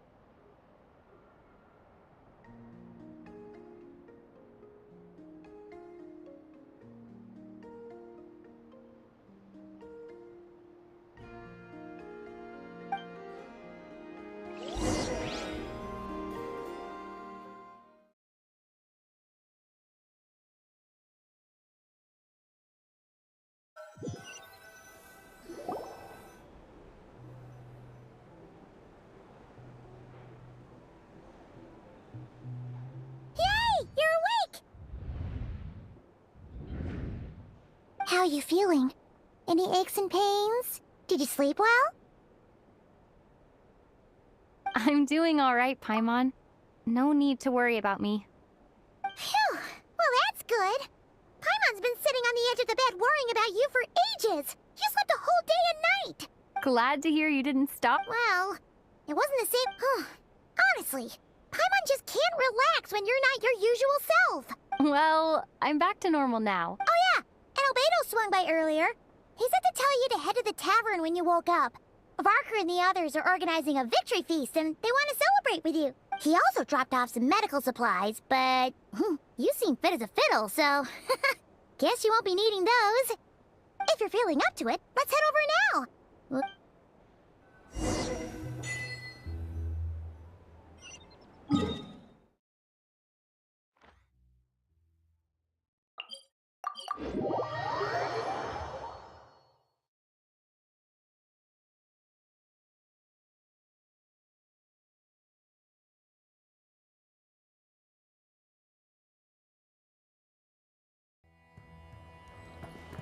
You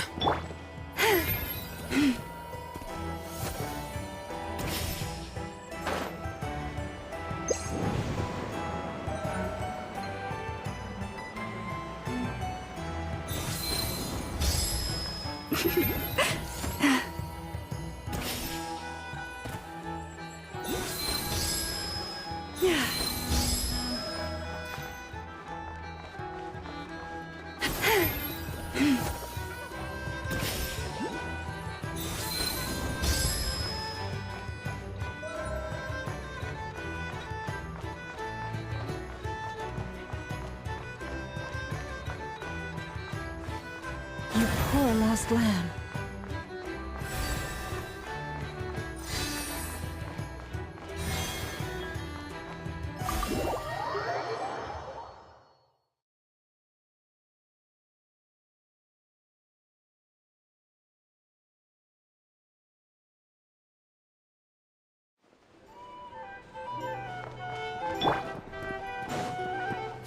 Flicker. We're here! Traveler and Paimon! Perfect timing! We were literally just saying how there's no way we're holding this victory feast without you. How are you feeling today? Much better, thanks. Don't worry about me. Relieved to hear it. If that changes, just let me know. Yep, we're here for you. Anything you need, just let us know. Oh wait, where's Nefer?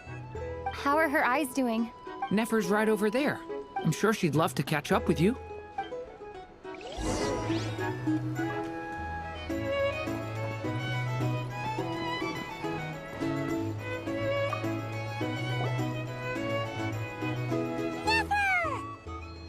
Traveler, Paimon, are you recovering well? Turns out that moon chanter has some real talent after all. My eyes were mostly recovered after just a couple days' rest. Yeah, but you gotta be careful. Lauma says not to strain your eyes while they're still healing. Yes, thank you. I'm well aware. Yehoda, could I borrow you? Oh, sure. Did you hear that? I gotta go help Lauma for a second. You bet. Sure thing.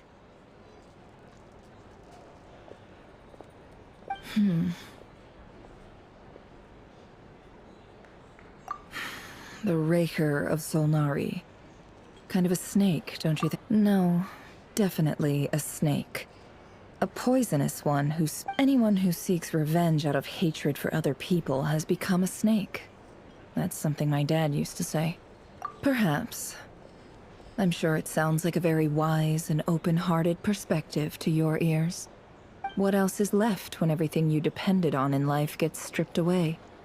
Something's gotta fuel that drive to keep on living. If you're worried about me, you can nip that in the bud. I'm not someone who gets stuck in the past. It's just... I suddenly feel like I was wrong to call my father a liar. Oh, Father. How much better things could have been if you were a skilled liar. Look at the Ibis King. Thoth is a fiendishly cunning liar. And yet, strangely, he feels more like a father to me than my real dad ever was. He's never brought it up, but I'd bet he feels the same way. Why else would he give me the power to perceive the truth, while at the same time training me in the art of deception? Well, King Deshret banished him to Aru, which is essentially a prison, and posed 3 questions to him. He promised that he'd have his freedom if he could find the answers. His response was to take on a physical form and approach me, hoping that I could become his envoy and search for one of the answers on his behalf. Did he really think I'd fall for that? So that's enough for you to decide he's a prisoner, and he was scared. So he decided to perform some good deeds to win people's approval. He lives in fear because he's a deceiver. How is Rerir any different? It's preposterous. Yet I can't say I don't understand it. Liars live in the darkness of their own making. But it's still human nature to want to go on living. They say that a liar's soul is the most worthless thing in the world. What do you think? Good. If you understand that, if you ask me, the soul of a liar really is worth nothing.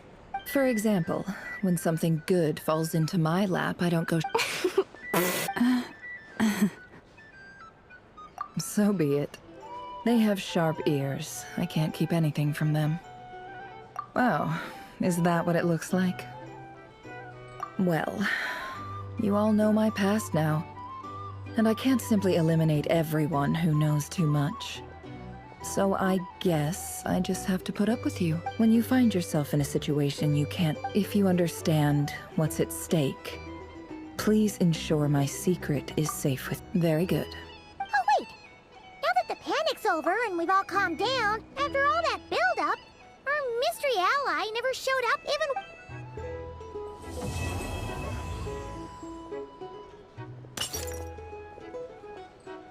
Huh? Am I imagining things?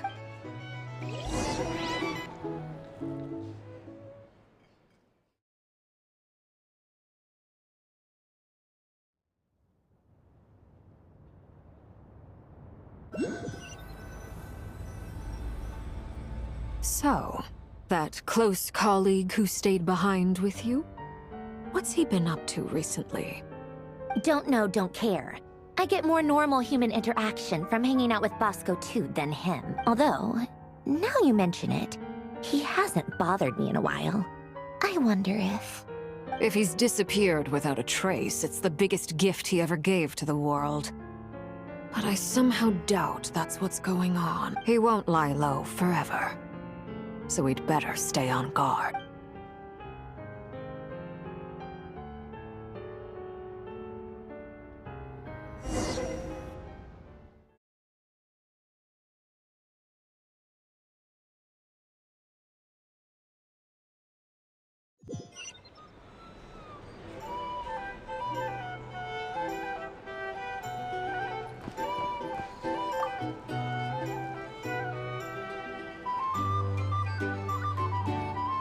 Ah, Lord Sangama Bay.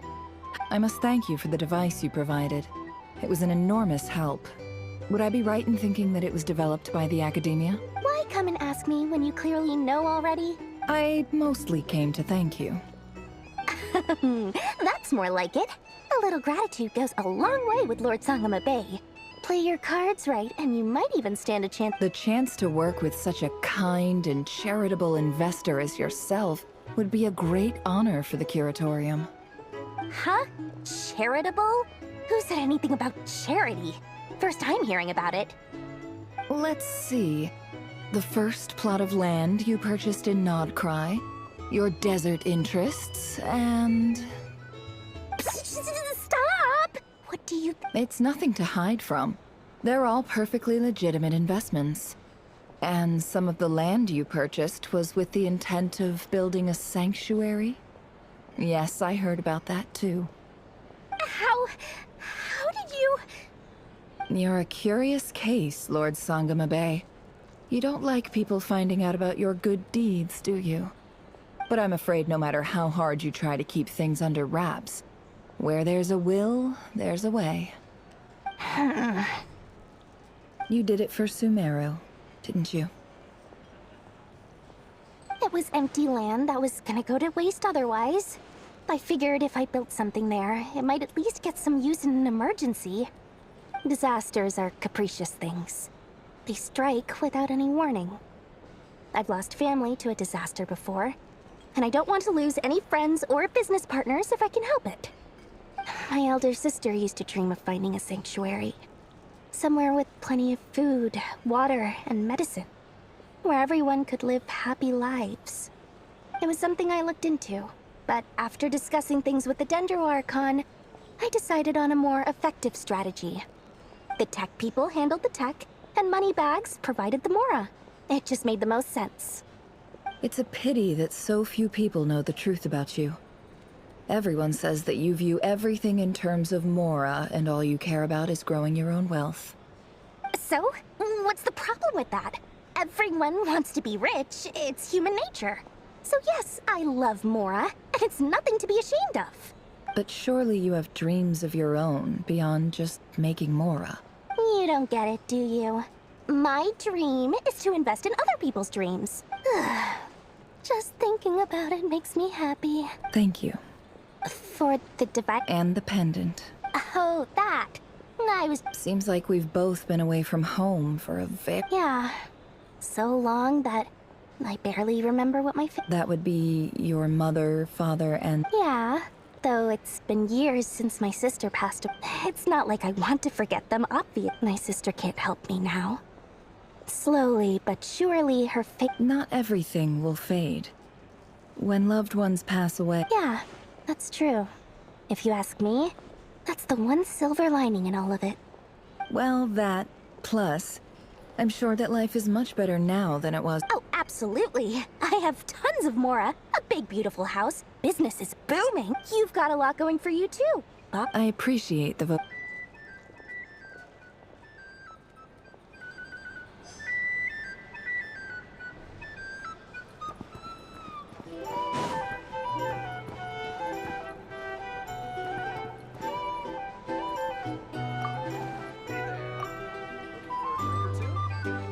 How have you been holding up?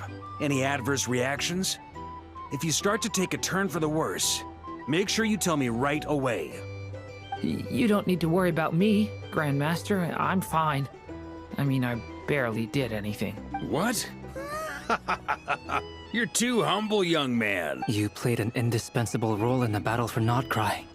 We can't thank you enough for your support. Sometimes, when people praise you, it's because you deserve it.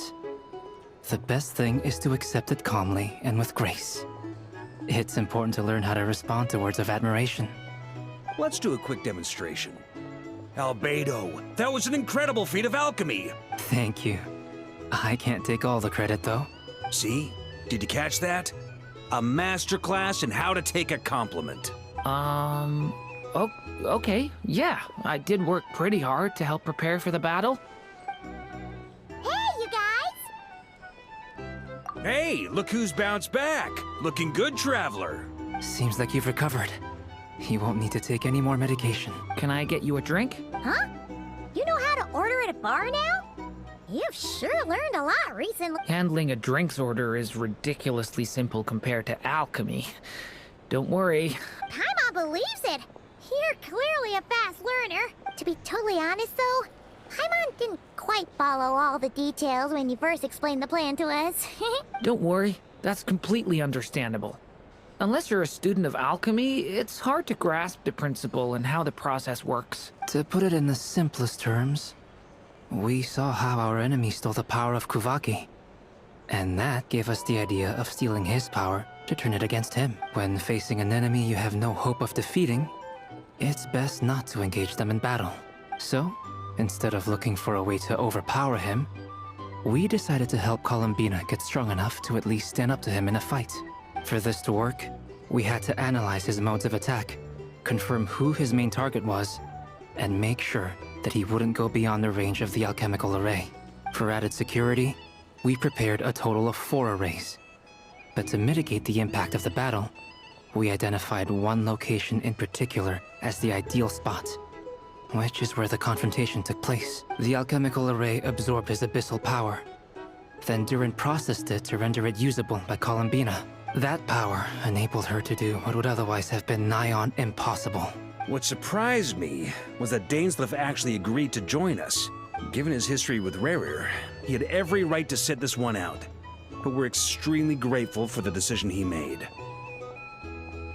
It must have been a painful choice to make. But I'm sure that making a decision was far better for him than staying in limbo. Absolutely. He was torn between 2 paths, but in the end, he made his choice and stuck to it resolutely. He doesn't strike me as the sort of person who'd stay trapped in limbo for long. Anyway, however you cut it, everyone gave a stellar performance. And now, it's time to kick back and celebrate.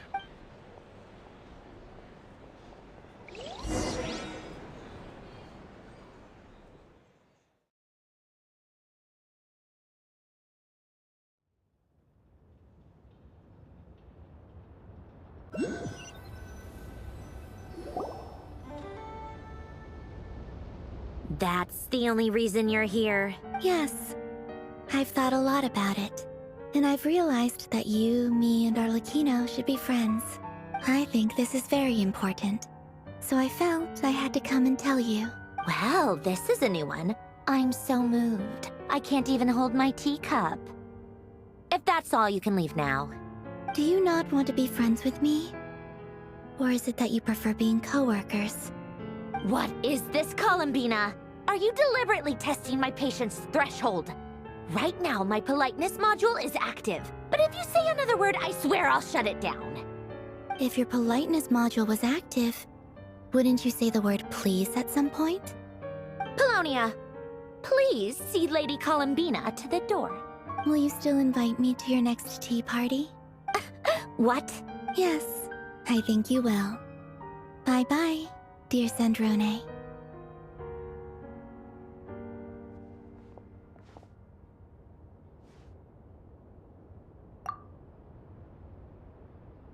Last time, the Wild Hunt escorted you out. Would you rather I handled it myself this time? We just wanted to, see how you were doing now that it's all over. Why? Out of concern for my safety? I hope you didn't seriously think that the Rayhir of Solnari would be able to lay so much as a finger upon me. Mostly because you kind of helped us out, so we just wanted to check you were okay. Looks like all your robots are fixed, huh? Oh, don't you worry about that. Tea time is already a write-off. The visitor before you managed to kill my appetite. If you're in the mood for tea, go ahead and help yourself. Otherwise, it's going to waste. My coasters are still missing in action, though. Use this notebook instead. Whoa! Pretty hefty notebook. Look at all those calculations. You can ignore those. They're just dumb scribblings. I doodle and write in my free time. Sometimes I remember the distant, dreamlike past. Sometimes I imagine the far-flung future. And other times, I grit my teeth and note down all the crazy nonsense going on in the present. Some people do the crosswords in the newspaper. This is my equivalent of that. Trying to predict the future is like daydreaming, huh? Although, having said that, the only vaguely interesting memory in my past is probably that guy they call Lord Artificer. Who else? Pretty much all the mecha and Fontaine are his personal handiwork. Wait, are you saying you know him? Like, personally? I mean, I guess we were friends. Yep. In fact, I'm probably the only normal person left who knew him at all. We used to chat occasionally back when he was still around. Before he passed away, he asked me to destroy all his manuscripts. I honored his request, but I did read through everything first before destroying them. I mean, I couldn't let the genius of Lord Artificer Alain Guillotin disappear like that. Would have been such a waste. So, that's where the formulas in your notebook are from? I just told you. Those are my equivalent of crossword puzzles. They're just dumb formulas that I solve for fun when I'm bored. Alain's work was like epic poetry. The formulas in my notebook are just silly little riddles in comparison. Not that there's anything bad about them. I mean, at least, solving those riddles isn't going to hurt anyone. Anyway, while we're on the topic, I might as well tell you about what happened to him and his friends. Alain Guillotin had two close buddies, Renee and Jacob. They spent their childhood years together in the Narzissenkreuz Institute. They were all quite competitive, so there was some rivalry between them, but it was a friendly rivalry. But beneath the friendship and the rivalry ran something deeper, a sense of nostalgia for the past. Unfortunately, childhood would end. The prophecy would come true, a mad dream that would normally only capture the minds of lunatics. And if Renee and Alain had been people of lesser wits, that dream would probably have ended up as something for them to joke about in their older years. But alas, they were some of the sharpest minds around. They nurtured that dream with the full power of their intellect, and it grew into something that ate away at their souls. The first of them to fall under its spell was Renee. Against Alain's wishes, he persisted in experimenting on a mutual friend of theirs to try and save their life. Alain did not approve and parted ways with Renee. It's complicated. Alain wanted to believe that Renee only did what he did for the sake of their friendship. But when he told me about what happened, I could tell he still had some suspicions about Renee's motives. Perhaps the seed that would grow into a nightmare had already sprouted in Renee's mind. Even the next time they met, Renee's soul had been completely engulfed by the dream of salvation. His futile attempt to change the tide of fate only resulted in a wave that swallowed up the world, even before the apocalypse came. And although that wave died down eventually, I hear that it just recently came back with a vengeance. As I understand, Renee wanted to live out his dream of salvation once more, but I'm told that the attempted resurgence finally died out for good. At long last, Renee awoke from his deluded dream. Though of course by then it was far too late. What do you think of Renee? Do you admire his transcendent genius? His view that any price was worth paying to achieve the lofty goal of saving the world? Or do you despise him? Dismiss him as an evil madman who wrought havoc on the lives of everyone around him as he pursued his delusional dream? Same difference, really. Doesn't surprise me. You share one thing in common, after. The only difference is, your dream came true, and his, well, I don't like fanatics who give up their whole lives for their ideology. Maybe I could understand if Renee had just been an ordinary person. Anyway, that's enough about Renee. Now, moving on to Alain Guillotin, the Lord Artificer. He managed to put a stop to the first storm whipped up by Renee. But after that, Alain lost his friends and family. To his credit, I suppose, the loss of his family and friends was purely a tragic accident. It's not like Alain sacrificed them for his cause or anything. After that, the only thing supporting his work was the same dream that had dragged his closest friend down to the abyss. But although the desire to save Fontaine drove him to found the Fontaine Research Institute, Alain continued to reject any form of transcendental knowledge or power. He was suspicious and fearful of it, having seen the way it had affected his closest friend. I think that formulas and machines derived solely from human intellect were the only thing that gave him a sense of spiritual comfort. Yet Alain's intellect was simply too great. It barely left him space to breathe in his lifetime. Once he realized that the end of his life was approaching, he finally accepted the truth. He quit working on his formulas, trading them in for the fairy tales that had played such a formative role in his childhood, but which he barely touched in his adult life. He told me that the director of the Nazissenkreuz Institute used to read those fairy tales to the children as bedtime stories. Apparently, they worked wonders at sending kids off to sleep. I think that all he wanted at that time in his life was to be able to sleep deeply without being plagued by depression. By that point, nothing else really mattered. At the very end, he laid down to rest in the ruins of the former Nazissenkreuz Institute orphanage, while the Fontaine Research Institute he had founded continued tirelessly with its work. Many years after that, tensions over competing dreams would once again cause a rift, this time between members of the Fontaine Research Institute. But the actions of those fools had nothing at all to do with Alain. And that is the story of two people from the Nazissenkreuz Institute who both wanted to save the world. One went all in on his fantasy of salvation without ever looking back, and ended up calmly sinking to the bottom of the deepest sea. The other sought desperately to burn bright in his life, even though he wasn't sure where he was going. I do sometimes wonder, why is it that people like them have such grand hopes of saving the world? Even the grandest tree starts as a tiny seed. So perhaps, for each of them, their mission to save the world began with a very simple desire: to save themselves. They were young children with friends and family who mattered to them, desires to explore the meaning of life, ambitions to have a successful career. They didn't want to see all of that taken away in one fell swoop. Or maybe they just wanted to find something to anchor themselves within the chaos. But instead, The search for their own salvation took them down the rocky road laid out by fate.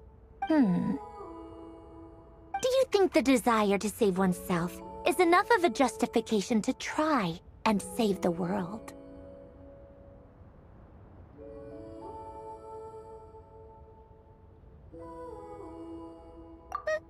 The way you said that sounded just like Alain. I asked him the same question back when he was in his prime, putting all of his energy into his work. He gave the exact same answer as you did. No elaboration, just a quick short answer before getting right back to his work. He was always that way. All right, tea time's over. I owe Arlecchino a favor for telling me these stories. I'll have to bring a whole sack of gifts the next time I visit the House of the Hearth. I'm gonna go tinker with Polonia now. You guys can do whatever you want, as long as it doesn't involve interrupting me. Polonia, exit hibernation mode. Begin diagnostics.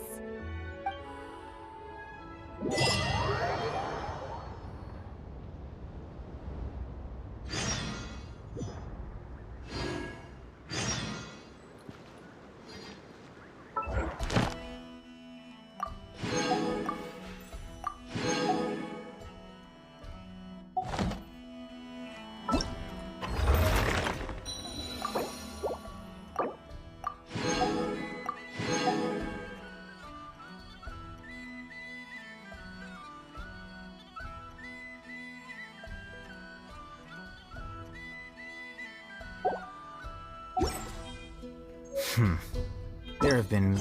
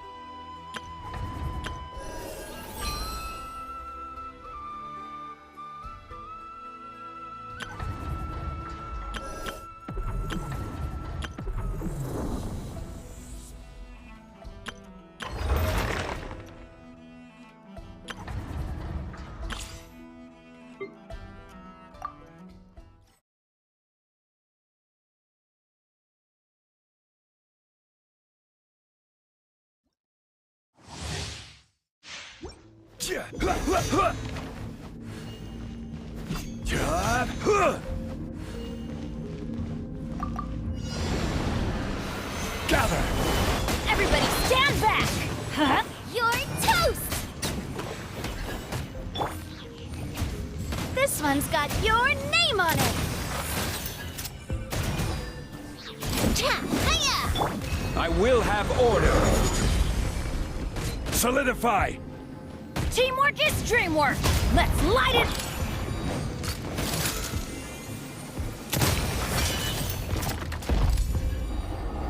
Attack! Order guide you. Gather! I'm going in! Hey, yeah! Boba, get them!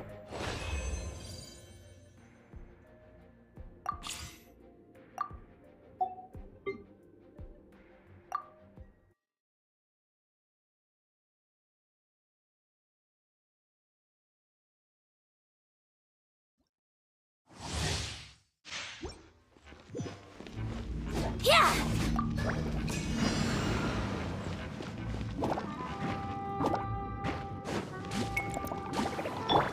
Oz, reveal thyself! As you wish, main Fräulein. I summon thee! Fall in! Everyone on me! Your grand finale! Time to clean up! Steady as stone. Yeah.